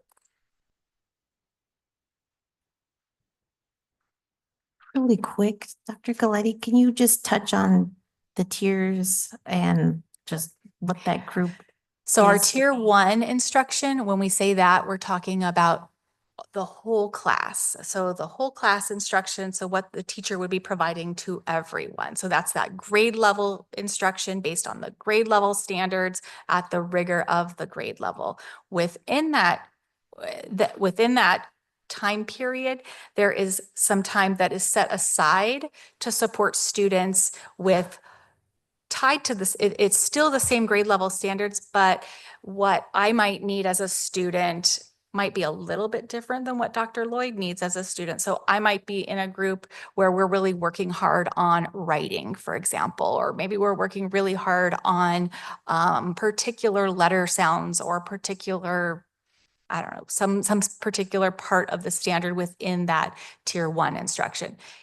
And Dr. Lloyd might be in another group that maybe he's got the things that I'm working on still. Maybe he's ready to kind of take it to the next level. Maybe he's ready to be pushed a little bit beyond what the grade level is. So his small group instruction is a little bit different. And then what teachers will do when they're meeting together is just because I might be working on one skill, maybe the next time when they're looking at the data, maybe Dr. Lloyd and I are in the same group together because this what we're learning the next week or that next period, maybe we're both at the same kind of place. So it provides the teachers with the opportunity to not only make sure they're providing grade level instruction to everyone consistently, but also address specific needs in a smaller setting so that they can really be working in a more individualized in a small group kind of a way, if that makes sense. It does. Thanks for connecting all the dots going on. Thank you. And my group always needs lots of goldfish. So if you don't know, I like cheese. So, okay, moving on. Interim goal 1.2. So again, as we said before, one of the things that we are going to continue to work on is ensuring that the goals that we set and our rate of improvement and the way that we're measuring for goal 2 is more clear for our teachers because the assessment has changed. So we're gonna continue to look at our risk calculations, how students' level of whether they're on track or how close to on track they are. Is adjusted and recalibrated as needed. And then again, trying to ensure that we support teams. When they meet as a team, they understand the information that they have, right? Because it's not just getting information, it's what you do with your information that's going to make the difference. So making sure that they have, they're better equipped to answer the questions that they need to make changes and adjustments that will have the greatest impact on students and the needs that they have. So we're continuing to build our teacher capacity. We're continuing to, as I mentioned, build their understanding. We hear about the science of reading a lot. And when we're talking about the science of reading, we're really talking about what's the best research that's available that helps support our teachers in understanding how to teach reading. And so I almost think about it a little bit like, and I'll just use myself and as an example, I love music. I love all kinds of music. But I can't play an instrument. I don't know how to play an instrument. And if I were to learn to play an instrument, I would have to learn. There's a lot of skill involved in it, playing an instrument.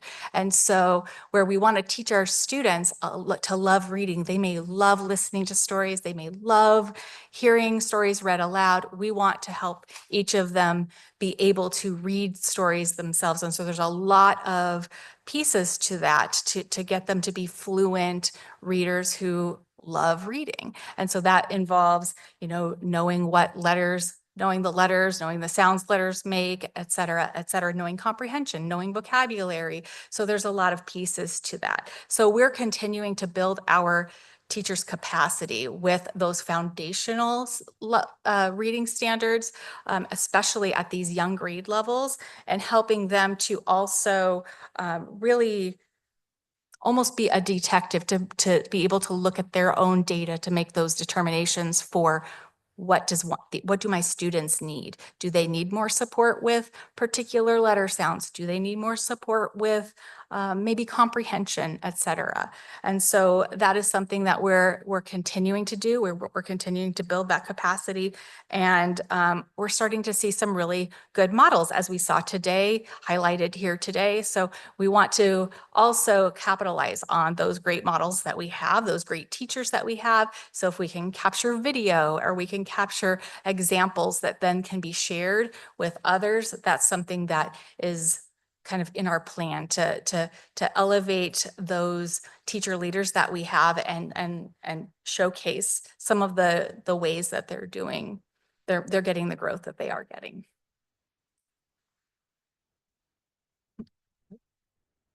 Turn it back over to Dr. Gonzalez and Dr. Elshire. Anything else to add? Finish this report. Are there any other questions about this monitoring report? I just wanted to clarify that I got from, the acronyms always throw me for a loop when I'm looking at them without you guys. So I got all of that today, so I'm super appreciative. And you mentioned team meetings right now when you were talking about this end thing so would that be both of the meetings, the collaborative ones and the leadership team meetings? Yes, correct. Perfect. Yep. And honestly, this isn't a phenomena that's unique to our district. I'm a part of a collaborative, which we just added Mesa and Higley and Paradise Valley, some bigger districts, K-12 unified now. And they're all saying that they have a need to support all of their staff from district all the way down to the classroom, even to students, with data literacy skills, right? It's a 21st century skill to be able to take in lots of information, to understand it, to be able to create and to progress and to learn and to grow, right? And so that's something that I definitely want to ensure our district has and has those supports going forward, as well as assessment literacy, which goes back to like understanding how we are being measured, right? And how we are calculating things so that we understand what we need to adjust to ensure that our efforts align with how we are being measured. And how we are supporting our students. And then with that data literacy on the instructional side, once they understand that data literacy, helping our teachers to know how to address the grade level standards while at the same time building in those supports along the way, those scaffolds along the way to also support their needs while also at the same time ensuring their rigor. So it's a skill that teachers, not just in our district, but across our state and really the nation, continue to work with all of the time.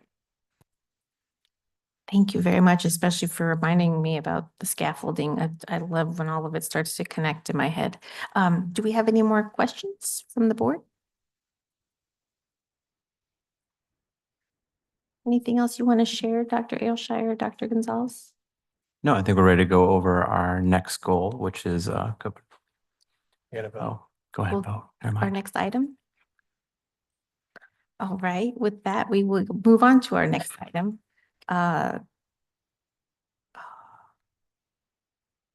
D3, looking at the approval of our progress monitoring report for board interim goals 1.1 and 1.2. I move that we approve the progress monitoring report of board interim goals 1.1 and 1.2. Do we have a second? This is Dr. Vinkel, second. Thank you. Any discussion on the item?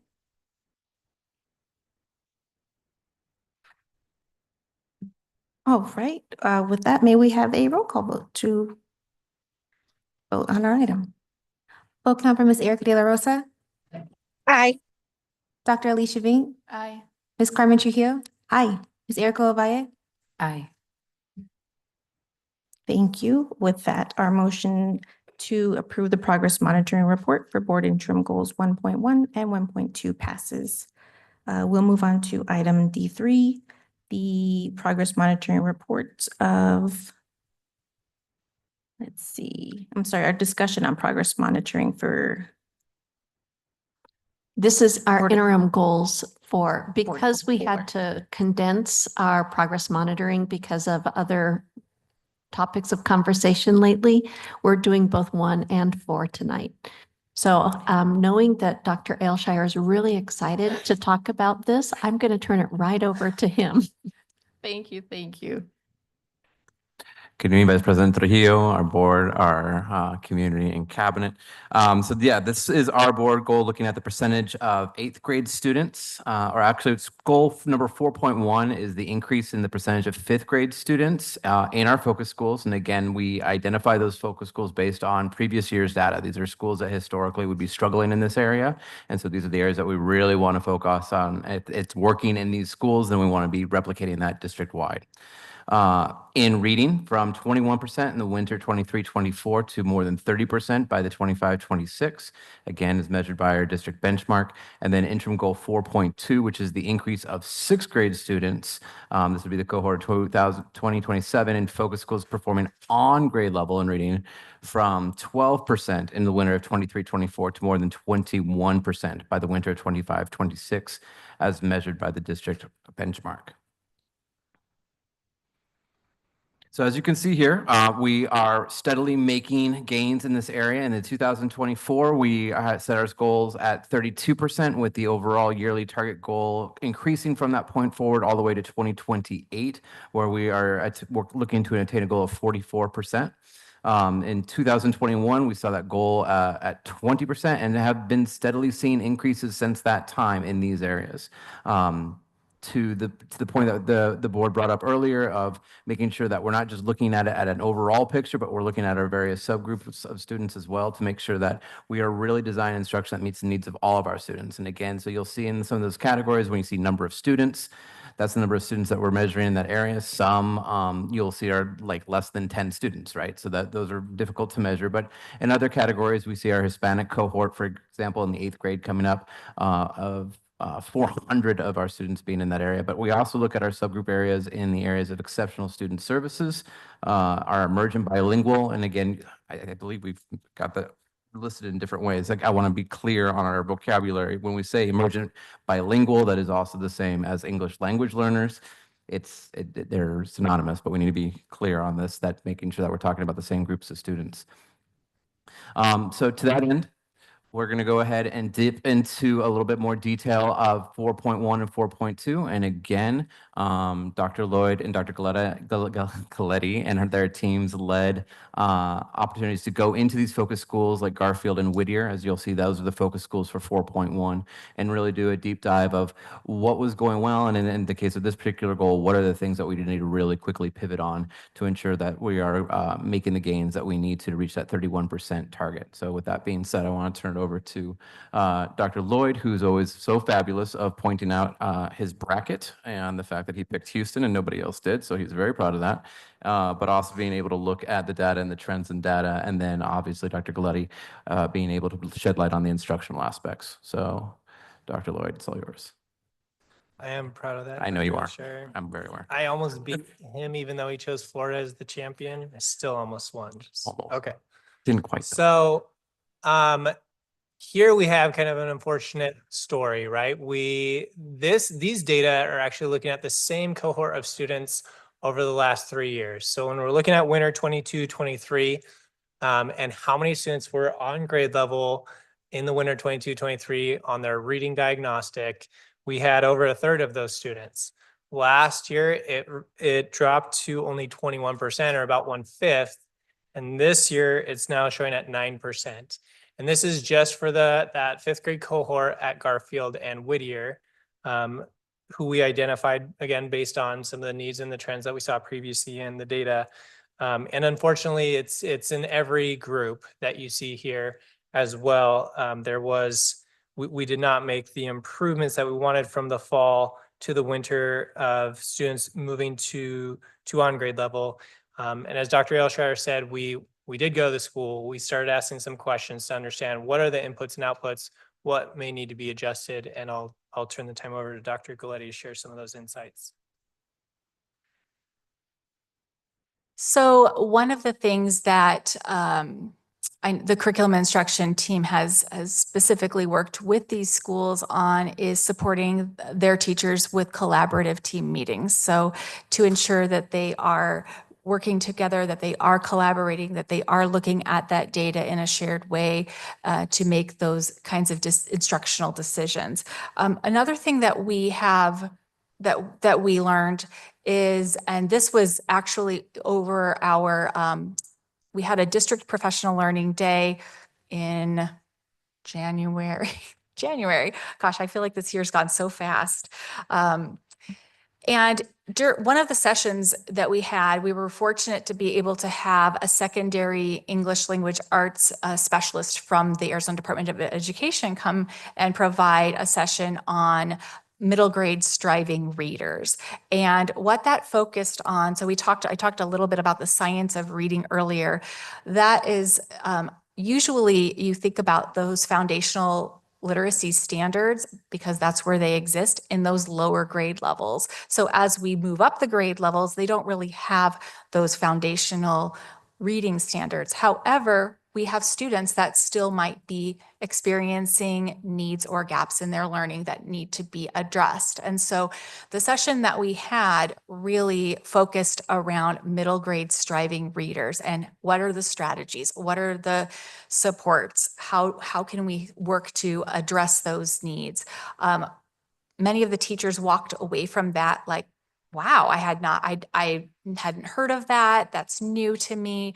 And so it really highlighted for us a need to really provide some specific and explicit training and support to middle grade teachers on those literacy needs, but from a upper and middle grade perspective, so that because often the needs there are a little different than they would be for our kinder and our first, second, third graders.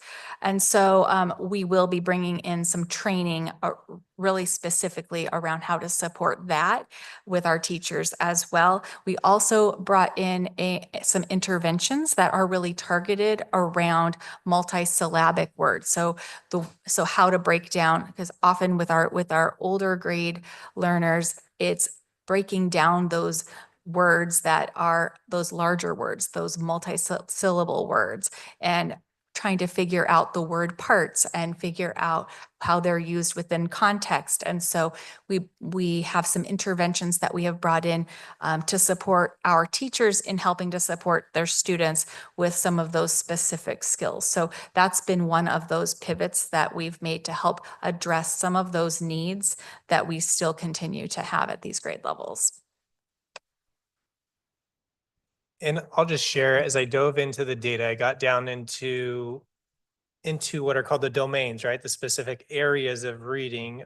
What Dr. Galetti shared is critical, because a lot of the students, we have a high percentage of students who still need foundational reading skills with phonics, with those multisyllabic words, being able to understand how to break them apart into syllables, read the syllables, put them together, and to make meaning with them, right? And so that's a critical piece that we recognize still needs to be addressed, and that we have to be able to do that beyond third grade, which is where honestly the funding ends, but we have to be able to find funding and supports for our students, all of our students that we support. And so that's what we're working to do. I also keep saying that we talk about acceleration, but you can't accelerate a student who doesn't have a foundation to really jump off of, right, and build from. And so we're still working on building some of those foundational skills so that we can start accelerating. The acceleration model is really more for students who are, one grade level behind and missing some skills, but they still have something where they have enough, kind of like pushing off the wall when you're in a pool, right, to accelerate off of. But imagine now there's no wall and you're trying to push off to gain momentum and to go forward. So we're trying to give them that wall to start from with their reading skills so that they can push off and start accelerating in their other ELA standards skills. And I will add, the teachers are really excited about this. They're excited about meeting the needs of their students in this intervention type of way. So they've embraced the learning. They've been excited to do this with their students, because there is that need that's very present. So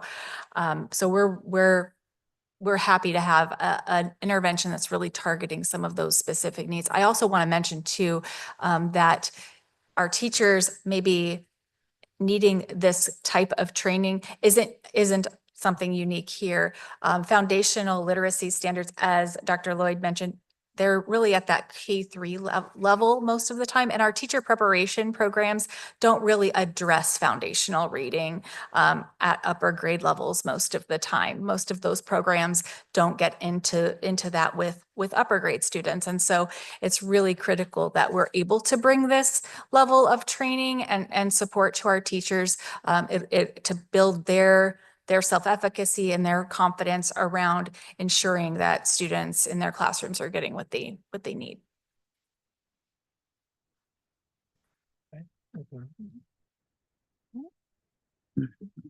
So also again, looking at the data, I'm seeing English learners, if that's correct. I'm seeing that also consistently in the red. So I guess just acknowledging the hurdles this population faces and ensuring that they have access to all the resources. I'm not sure what exists, because I'm new, but what resources exist, for kids who specifically only speak Spanish or mostly Spanish at home. I know that they're facing other hurdles. So how do we support young people in those positions?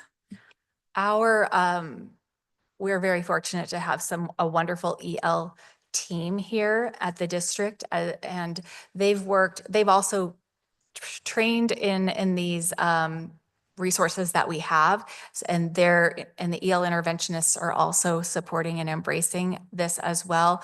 In addition, as an entire team when I say an entire team, I'm talking district leadership, school leadership. We've really worked hard to infuse some of those language strategies. So we talk about the SIOP strategies. So whether we're in a science class, a PE class, an English language arts class, it doesn't matter. We're really all talking the same language about where can we build in language supports?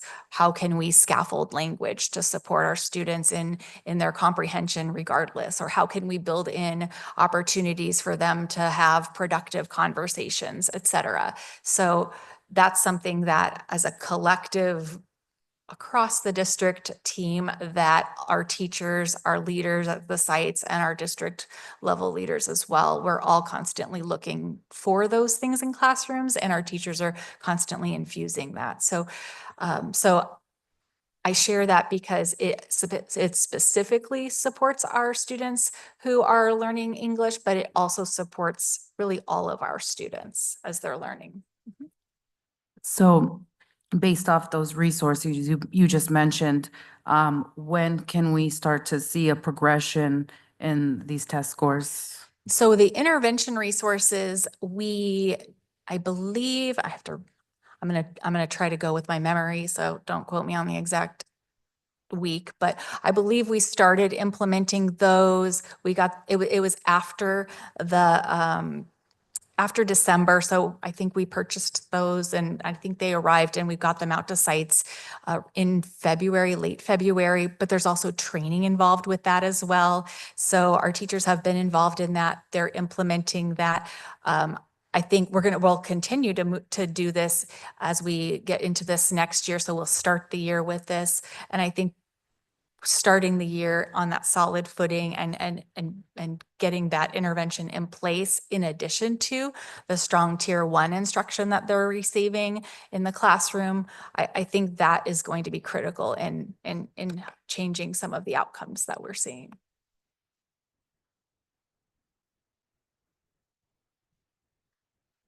Renee, can we go back one slide, please? Because we have one more. Yeah, we got the one more. So before we move on to, no, one more. Go back one more. Nope. I'm sorry. Go forward. Sorry, go forward. One more. Thank you, sir.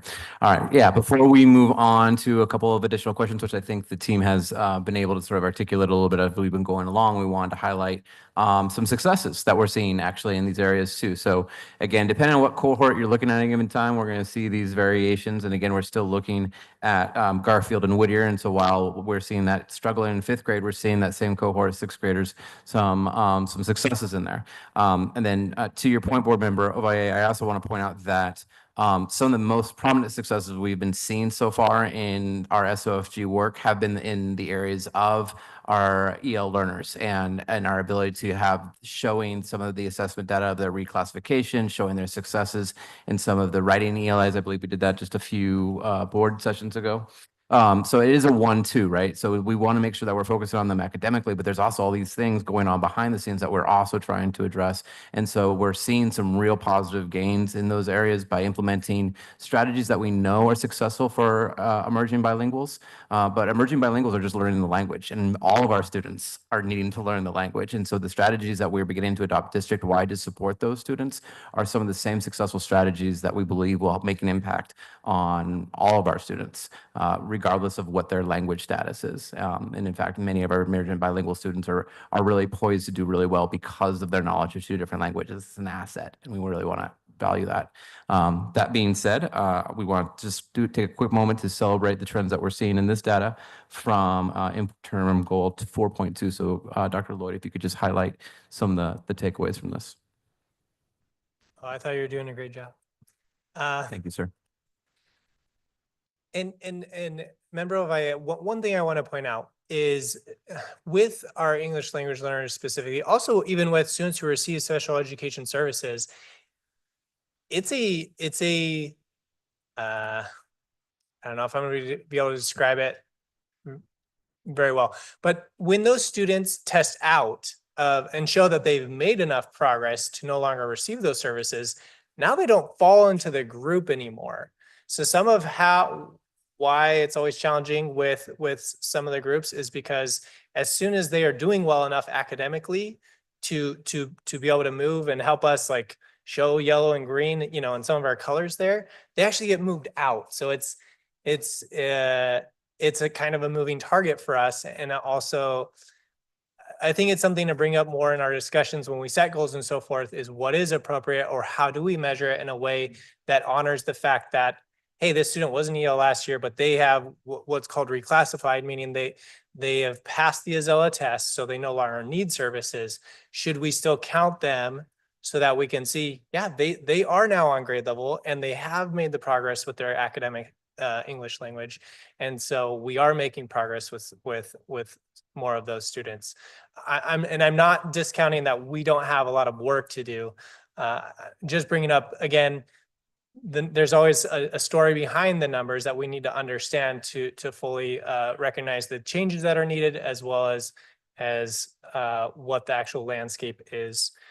And going back to the slide, we did reach this goal overall for our 6th grade cohort, so that is a celebration. We were very close to hitting the target for our Hispanic population, still far off for ESS and EL students. One note about those populations, oftentimes they have, when they're in the upper grades, they have some of the greatest need, and they have, if they're still a student receiving services in English language, for example, they're what's called long-term EL. Often they've been receiving services for 5 or 6 years. And there are things that we still need to work out to help them grow and progress with their English language, so that they could be on grade level, with this type of a measure. So that is something that we are working to address. And again, it's something nationally that is recognized as a challenge to address. And so I just want to share that background with you about those data. Moving on. Thank you. So when we look at our questions, what do you think kept some student groups from hitting their 4.1 progress monitoring targets? We just spent some time talking a bit about that. The next question is, please share more about the older siblings reading to younger students. Might we ever anticipate something like this for middle school and elementary students, or high schoolers coming back to read to younger grades?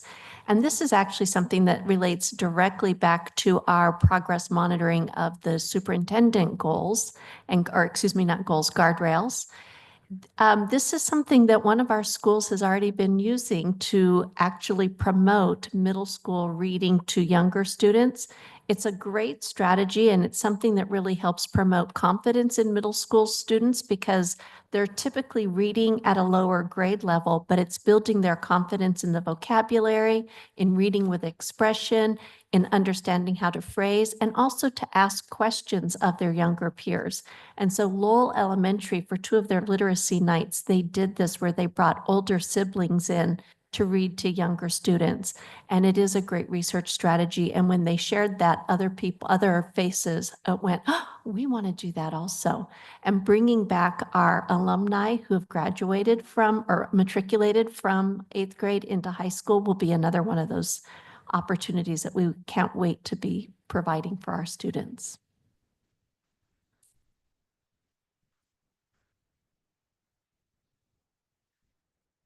So again, I want to reiterate, we do have high needs still at our focus schools, which is why, in Garfield and Whittier, you see, did not get close to their goals for the winter, for the grade 5 cohort, and why we do need to double down on the supports and the plans to support students at those sites.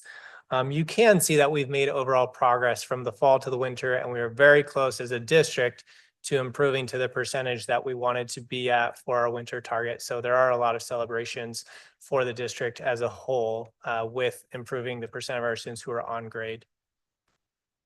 And so some of the things that are working is the implementation of our new curriculum resources, the training model that we've put into place with our site-based embedded job-embedded professional learning, and also support with the district as well, has been really successful in helping to support teachers, meeting them where they're at, so that they're not feeling too overwhelmed by anything, and they're able to learn at and become comfortable with that at a pace that's good for them.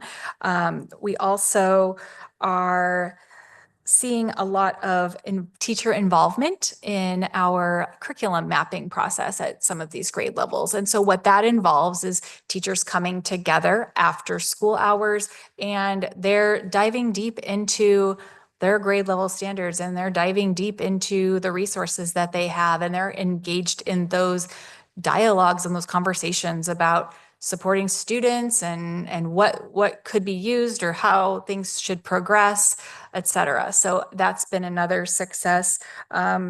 Again, some of the what needs some attention is what I mentioned and we're working toward that now. So we're building the capacity for our teachers to address some of those foundational literacy skills that might be needed with their students, and bringing in some explicit training and resources both to support them with that.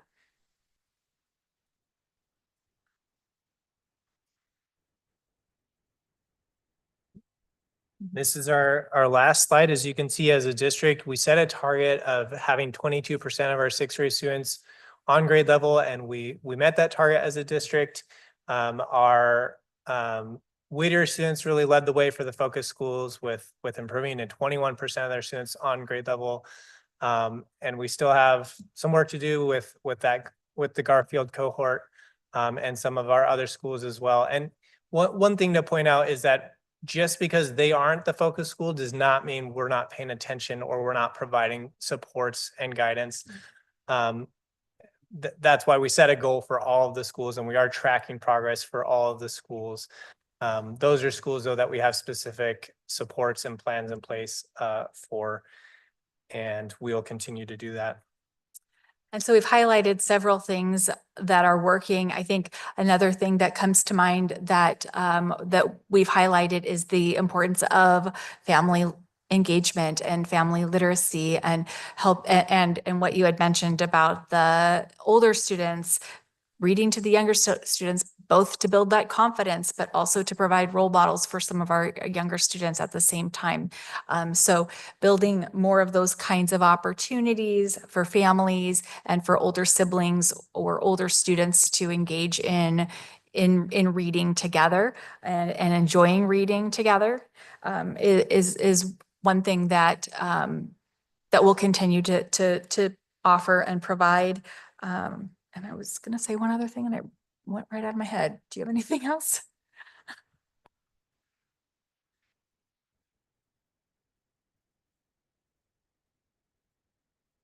Are there any further questions for our team?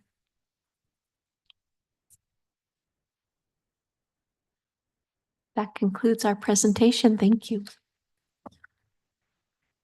Thank you very much. We'll move on to D5, approval of our progress monitoring report for board interim goals 4.1 and 4.2. I move that we approve the progress monitoring report of board interim goals 4.1 and 4.2. Do we have a second? Alicia Vink, I'll second. Thank you. Any discussion? Okay. Hearing none, may I please have a roll call vote for this item? Vote count for Ms. Erica De La Rosa. Aye. Dr. Alicia Vink. Aye. Ms. Carmen Trujillo. Aye. Ms. Erica Ovalle. Aye. With that, our motion to approve our progress monitoring report of interim goals 4.1 and 4.2 passes. Let's move on to item D6 and discuss our progress monitoring report for Superintendent Guardrail number 2. Thank you, Vice President Trujillo. The superintendent guardrails are established by the governing board, and it's based on feedback from the community in terms of what are important guardrails that should be in place to ensure that we're focused on getting the student outcomes. And so guardrail number 2 states that the superintendent shall not allow the district to operate without a human organizational customer service plan to foster trust and collaboration. So when we think about what that guardrail is, if we look at the next slide, there's a theory of action that goes with this. And the theory of action begins by thinking about when families, students, staff interact, where are the points where they begin their interactions? And so, of course, our front office staff, whether it's at a school site or a district office, that first person that they come in contact with sets a tone for how families feel received, and whether or not they're invited to be a collaborator. We know that that requires a lot of support for them, and that includes role clarity. Who does what? What does district office do? What does front office do? How do we ensure that our systems are talking to one another? Are we providing the kinds of supports that allow them to not be behind a computer and digging through lots of paper, but instead being front-facing and face-to-face facing? We also began the work a few years ago to include family and community engagement specialists. We call them FACES, to make sure that these people are on every campus, and we use our federal title dollars and ESSER dollars early on to make sure that in these times of crisis, we would have a family support person on every campus. And that person would help to coordinate literacy events like the one that I described earlier. This person would be somebody that when a family is coming in to enroll and they're confused or frustrated by the process, they could come and sit with them and help them as they go through the enrollment process. This would be somebody who would organize family events, and there's family rooms on every one of our campuses so that when families come and they just need to have a place to sit and to be quiet for a little bit and have somebody else pick up their baby or read to them, that's a space for them. So we really wanted to think about how do we change the dynamic between the way in which the district and the district offices interact, and how do we bring people in to support that? As we started thinking more about this, one of the things that we recognized is that we have a lot of families in our community who want to be engaged and who want to be advocates for what their children need, but they don't always feel comfortable and don't always have the same platform that somebody working in the school does. So part of this theory of action was to not only support our front office people, but also to support our FACES and to have them become family advocate devotees, somebody who would be able to train our families in how to advocate for themselves in a supportive way so that they can be present. So when you look at, those are inputs. So when we think about our outcomes, what are we trying to achieve? High rates of family satisfaction and processes that are helping the district operate smoothly. So that's what we're trying to achieve. Our inputs are our front office people and the training and supports that they get, as well as our FACES and how they're being trained to become family advocates and help families become advocates for themselves. So then the outputs that we would expect to see would be around that role clarity and the agency to serve families and complete tasks in a timely manner. One of the things that we talk about often is the fact that we have a lot of errors that come into our front office work because there's so much going on. So if we don't account for attendance accurately, if we don't fill out all the right boxes on the enrollment forms, those can result in audit findings, and audit findings are not good for us. So all of that we want to train and help create those systems. With our FACES, it's really about giving them more training and more support so that they can be those people who are leading us through. So this was our theory of action around what is the superintendent guardrail number 2.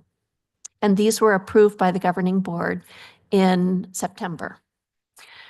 So in interim guardrail 2.1, the district will continue the training and support of front office staff to enhance a culture of customer care and systems efficiency to improve all district office cultures, customer care, ensuring an 81% satisfaction rate with all district staff interactions in 2023-2024 to 85% or higher as measured by a quarterly survey of families, staff, and community partners with instant feedback checks in the front offices by 2026.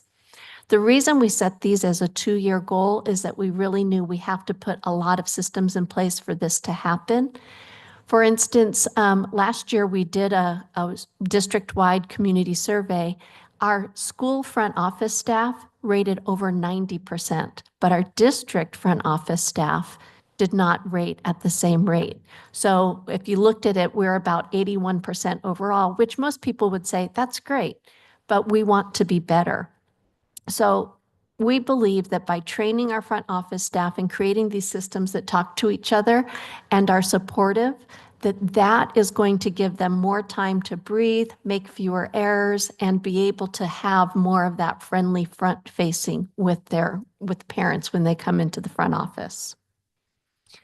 So one of the metrics that we said we would look at would be these number of trainings that would be to help decrease our audit rates. And these trainings actually occur on a regular basis with our front office staff and all of the front admin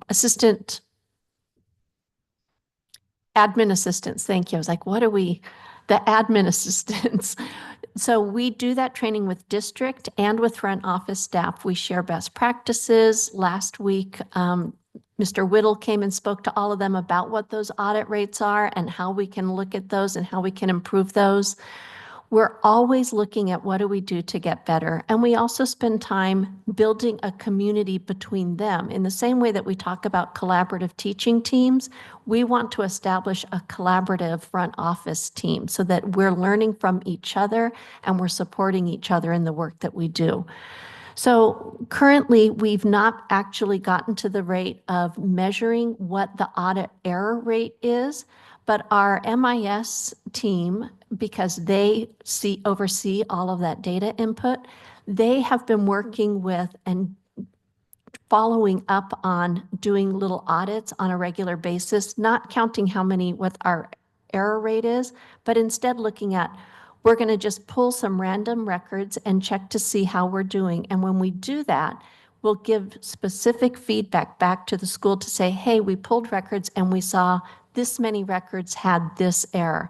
Let me remind you of how we can do this so it's helping to build that baseline that's going to help us track where we really are. And then the quarterly surveys, we just have not had a chance to develop those surveys at this point in time. We left the prior organization that was doing it. It was expensive and we weren't necessarily certain that it was getting to the right level of questioning of the families that we wanted to include. So if you look at the next page, here's an example of this, and this came directly from our notes from trainings. So on October the 7th, the Director of Technology and Innovation and the Information Systems Group led a training that took them through why they have to manage data and why they have to have a high degree of data integrity, and actually went through the why with them so that they understood that. Then they went through what are strategies that you can have to ensure that you have accurate data being input, and then how do you calculate your attendance accurately so that we aren't getting those audit findings. Following that, what they would do after they do the training, then they come back out and they do a school site visit and they go through records together with the staff. And they do something similar with all of us in the ways in which we're inputting POs or in the ways in which we're assigning a code to TRP, to our time roll, our time clocks, our TCP, time clock process. So making sure that we are also being accountable to this. And so here are some of the examples of things that they do. And on the next slide, they sent some examples. And so here you can see, here's an email. And of course, I had to black out identifiable information. But here's an example of, please look at this. You notice here are some issues that are coming up. And these are the kinds of emails that they're sending as follow-up to the staff to say, these are the errors that we're finding, and this is why we need to keep working at getting better at this. For Interim Guardrail 2.2, this is where we talk about our family and community engagement specialists and really working on helping them to develop support strategies that increase family academic engagement. Remember when we were looking at our data earlier, we talked about strategies like the older students reading to the younger students. What we found is that we didn't get a lot of parents coming out for academic support, but we had a lot of parents coming out for get a bicycle or it's pizza night, or so we wanted to start to incorporate win a bicycle and learn some literacy strategies for home. Often we hear from our parents that they don't feel like they can read to their children in their native language or that they can speak their native language to their families. And we want to disrupt that belief because we know that language is a really important indicator of students' future success. So the more that we encourage families to read, and so we have books that are available in their home languages that they can pick up, that they can read in their native language. And it's that act of reading together, using inflection when you're speaking, cuddling with your little one. Those are the things that are really important that instill, as Dr. Galletti was talking about earlier, that love of reading so that a child wants to read and wants to engage with text even when it becomes difficult. So our goal was to increase parent academic support courses from 0 in 23-24 to over 12 completed by 2026. And on the next slide, these are how we were going to measure these. So we figured we would have showcases for literacy and math events, and we were hopeful that we would be able to, in this year, have 2 at each of our focus schools for a total of 10, and that we would also engage in Southwest Behavioral Parenting Support classes and the All in Ed Parent Academy. Unfortunately, with the All in Ed Parenting Academy, it was just we didn't get POs in time. We didn't get everything set up. We now have everything set, but we're waiting for the courses to get started so our people can engage. The other factor that has come into play with this year is the loss of federal funds. We're having to discuss whether or not we're going to be able to keep faces in these roles. And so we're having to really look at, if we can't fund them through federal programs, how do we find a way to support them? Because we do know that they've made a difference. Our attendance has gone up at all of our school sites. Our enrollment is better. And we know that it's making a difference in helping families feel connected to the sites. So how do we find a way to maintain those? And that's taken priority over whether or not we're counting what classes they offered and what they did. But on the next slide, you can see in semester 1, Dunbar had family literacy nights. And again, this is where they had the books in the different languages for families. They gave them some reading strategies. The teachers and the FACE helped to develop these with the families. And they had 4th and 5th grade one night, and then the next night they did the K through 3. Lowell, we talked about earlier, did the buddy reading, and they did one day where they brought the middle school students to read and the families attended, and it was such a hit, they did it another time. Capital they organized their Title I night, which is a required night for families, for schools to present to families to show what their student data is. Capital organized it so that it was this is our data and this is where we are with our Title I goals. And they organized it as a combination literacy celebration with their families. They dressed as literary characters. They put on a little play. They gave away books. They had the Phoenix Public Library there. And it was such a big success that they morphed it into their fall festival. So that also became part of what they did at the fall festival. Emerson has been partnering with K through 5 and with G Road and just doing events on a regular basis. And then Garfield also had a literacy night. So those are examples of the things that did occur. But like we said, we haven't focused on the counting of it as much as just trying to think, how do we make sure that we have something that we'll be able to sustain in the future? So that concludes my presentation on these goals, but I'm happy to answer any questions, or guardrails, I keep saying goals, on these guardrails, and I'm happy to answer any questions you might have about these. I got a question. So you mentioned that these guardrails were made in collaboration with community? Is that what you said? Mm-hmm. So the community, one of them was customer service? Yes, the guardrails come from the governing board to the superintendent. And so they were established in 22, 21.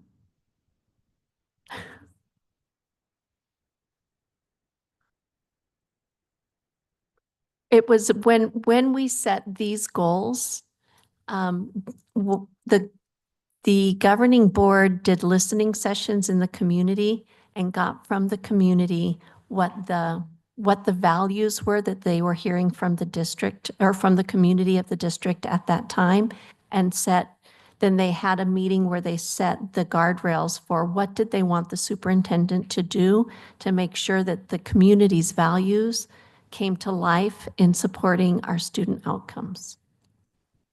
Did I explain that I'll well? hop in really Yeah. quick. So the model was adopted in November of 2022, and we took the feedback that we got from our superintendent search, and the board collaborated on what are most important, I guess, what we saw out of that data and what those items were. We had 6 things, and we condensed them into 5 things. So that way we didn't overwhelm everybody, the staff members with more than 5 goals, because that's what our coach recommended. So once we had a draft of those, we went to the community, did listening sessions at each. We kind of broke it up into quartiles, like different areas, and then we did surveys and gathered feedback from those listening sessions, plus the one we did online, and then later adopted them. I hope that explains it better. How often do we do that process over again? Out of curiosity, like come up with new guardrails, listen to the community and bring it back up? Every 5 years.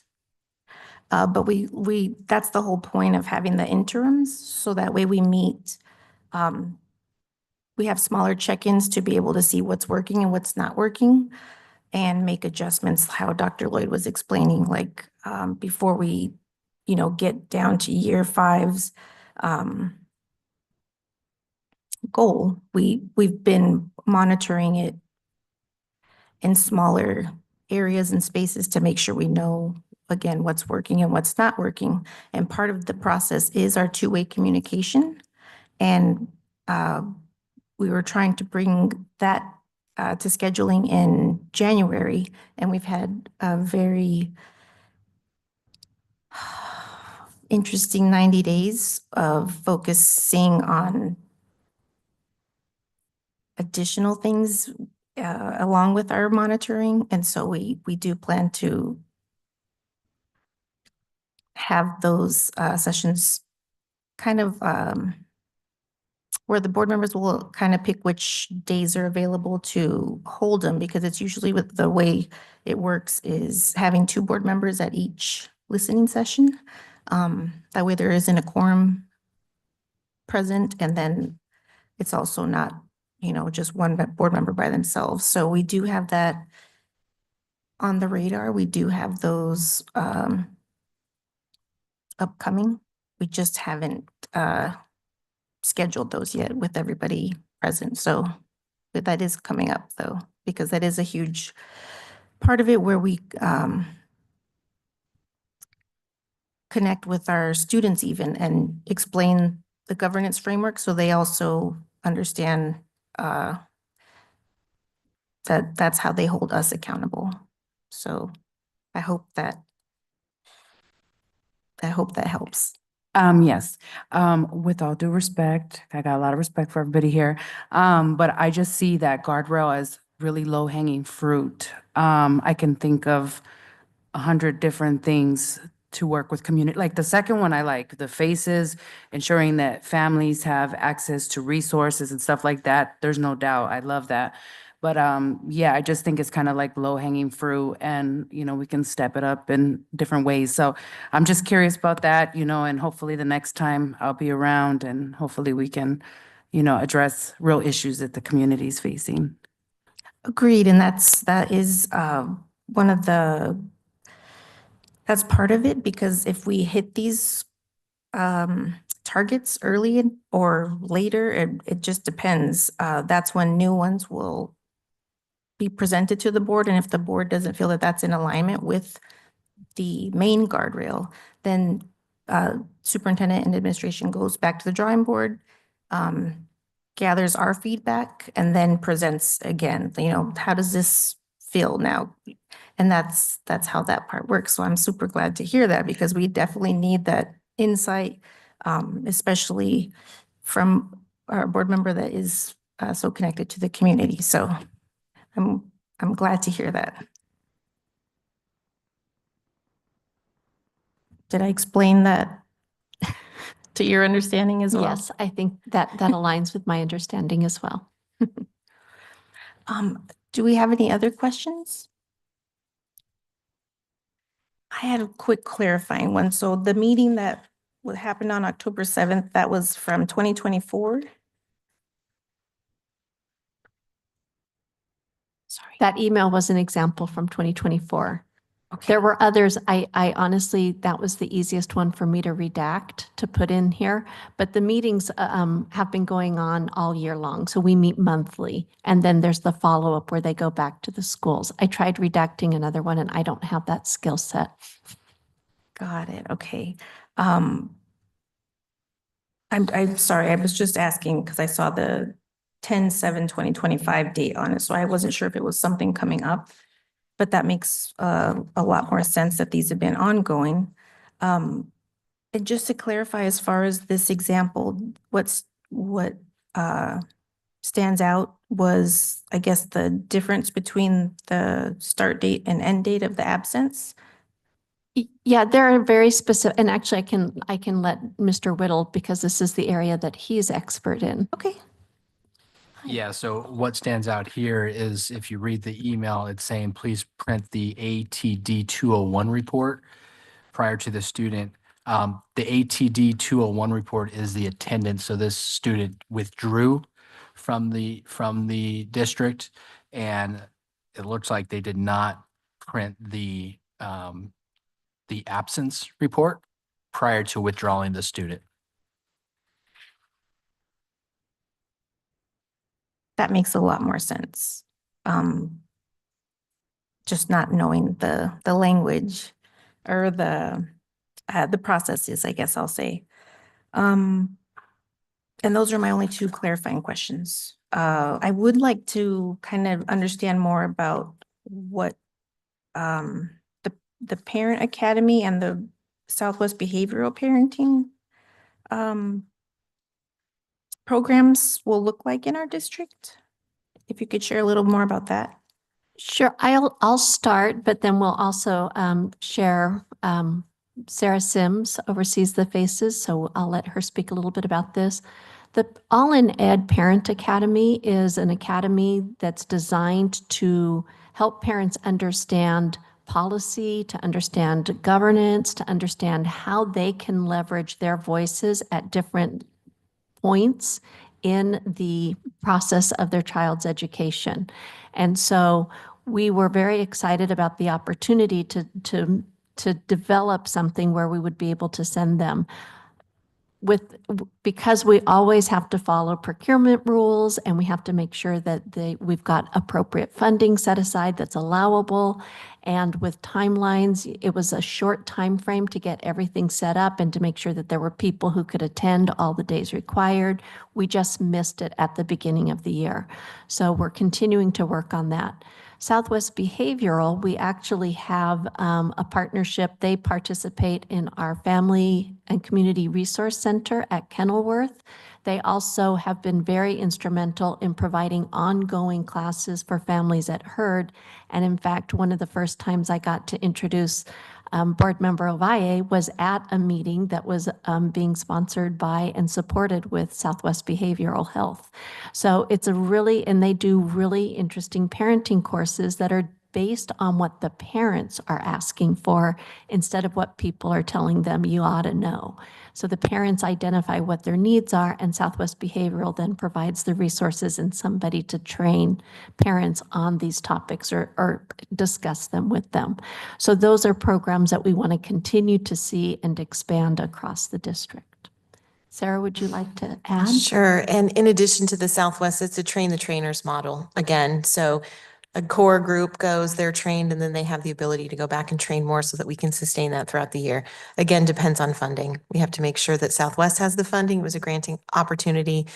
So moving forward, we'll have to see what they have available because it was at no cost to us. Okay, I'm glad you mentioned that because I wrote that it hadn't started yet. And I think I actually saw one that was going on at Emerson today, a Southwest behavioral parent something. They offer a variety of menus. This was an actual cohort experience. Oh, okay. And so Southwest is a great partner. They offer a lot of things to us. This is a specific course. Got it. Okay, so these will come up in year 2. They'll not this continue. year. I'm sorry, your question was? Looking at the presentation, I wrote that it hadn't started yet. And because it was empty, I thought these hadn't started, so they have started. Southwest has a menu of classes that they give intermittently. The actual cohort is dependent on funding and has not started yet. So the actual train the trainers, Okay. Southwest has a menu of different things that they're offering. These are individual classes where you can come and get information as a parent. The train the trainer module is a much more in-depth, and that has not begun. So in this, in year 1, for the first metric, we talked about having showcases for literacy events for all faces. And then we had what sites that we're going to be offering. Southwest Behavioral, we were hoping to get 6 teachers or 6 faces to go through that and 10 faces to go through all in ed. That will start in the subsequent year. But we have to identify who those people are. And now we have to identify if we have funding to sustain faces. Okay. It got interrupted because of cuts to federal programming. Got it. Okay. Got it. That makes a lot more sense now. Okay, great. Sorry, I'm not sure. I don't remember if I asked if there were any other questions. No. With that, we can move on to approval of our progress monitoring report of Superintendent Guardrail number 2. I move that we approve our progress monitoring report of Superintendent Guardrail number 2. Do we have a second? Alicia Vinke, second. Thank you. May we have a roll call vote for this item? Oh, if there's no discussion. Sweet. Roll call for Ms. Erica De La Rosa, Aye.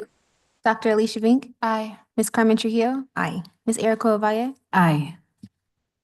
Thank you. With that, our motion to approve the progress monitoring report for Superintendent Guardrail number 2 passes. And let's see. We'll move on to our discussion of board guardrail number 2.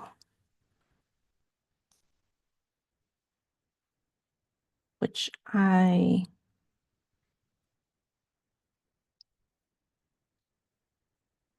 will read. In attaining the board student outcome goals, the board shall not during regularly scheduled board meetings spend less than 50% of its time progress monitoring the board student outcome goals and/or superintendent guardrails. I know we've gotten our coaching memos in. Do we know how good our percentages are? It's not coming to mind yet, and I don't want to get distracted searching for it. It's, we have not met that goal as a board because we've been focusing on other things at the board meetings. The public hearings don't count, Right. but at the board meetings, we haven't been able to get to the progress monitoring, which is why we had such a big gap and had to condense them in this one. So, Got it. Okay. currently, we're not where we would like to be. Got it. Are there any questions about this board guardrail that I can answer? All right, with that, we'll move on to our executive session. Let's see. The governing board may convene in executive session pursuant to ARS section 38-431.03 A5 for the purpose of discussions or consultations with designated representatives of the public body in order to consider its position and instruct its representatives regarding negotiations in a claim against the district. I don't anticipate us being longer than, let's say, 45 minutes. Do we have a motion to go into, I'm sorry, adjourn to executive session? Alicia Vink, so moved. Thank you. I'll second. May we get a roll call for adjourning into executive session? Roll call for Ms. Erica De La Rosa,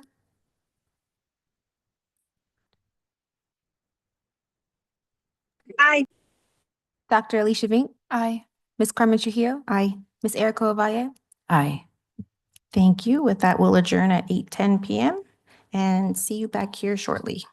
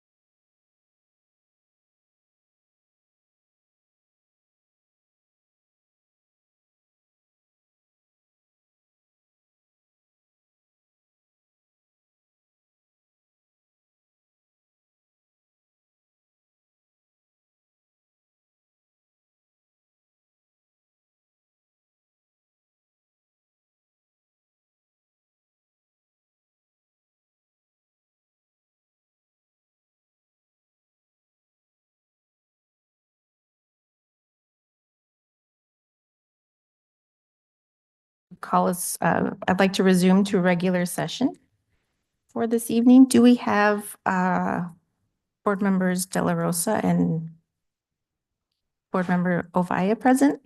Yes, I'm here. Wonderful, thank you. Erica, are you there? Yes, I am. Wonderful. With quorum present, we can definitely move forward. Let me get my agenda up here. Okay. I move that we authorize our representatives to reject the settlement offer. Do we have a second? I second that motion. Thank you very much. May we, if there's no discussion, may we please have a roll call vote for our item? Full count for Ms. Erica De La Rosa, Aye. Ms. Carmen Trujillo, Aye. Ms. Erica Ovalle, Aye. Thank you. With that, our motion to authorize our representatives to reject the settlement offer passes, and we will move on to our next item, which is our consent agenda. I move that we approve our consent agenda as presented. Do I have a second? I second the motion. Thank you kindly. If there's any discussion, we can have that. If not, may we please have a roll call vote to approve the motion? full count for Ms. Erica De La Rosa, Aye. Ms. Carmen Trujillo, Aye. Ms. Erica Ovalle, Aye. Thank you. With that, our motion does pass. I'll move on to closing items. Do we have any board member requests? Nothing for me, thank you. None for me as well. Hearing, Do you have any items, Erica? Nope. okay. With that, we'll move on to future agenda items. Do we have any future agenda items? Nothing for me, thank you. Nothing for me as well. Do you have any future agenda items you want us to have? Not at the moment, thank you. Thank you very much. With that, I move that we adjourn the meeting at 8:38 PM. Do I have a second? Do you want a second? I second the motion. Thank you kindly. If there's no discussion, may we please have a roll call vote to adjourn the meeting? full count for Ms. Erica De La Rosa, Aye. Ms. Carmen Trujillo, Aye. Ms. Erica Ovalle, Aye. Thank you. With that, our motion to adjourn passes at 8:39 PM. I look forward to seeing our group at our next governing board meeting. Have a good night. Thank you all for being here. Have a good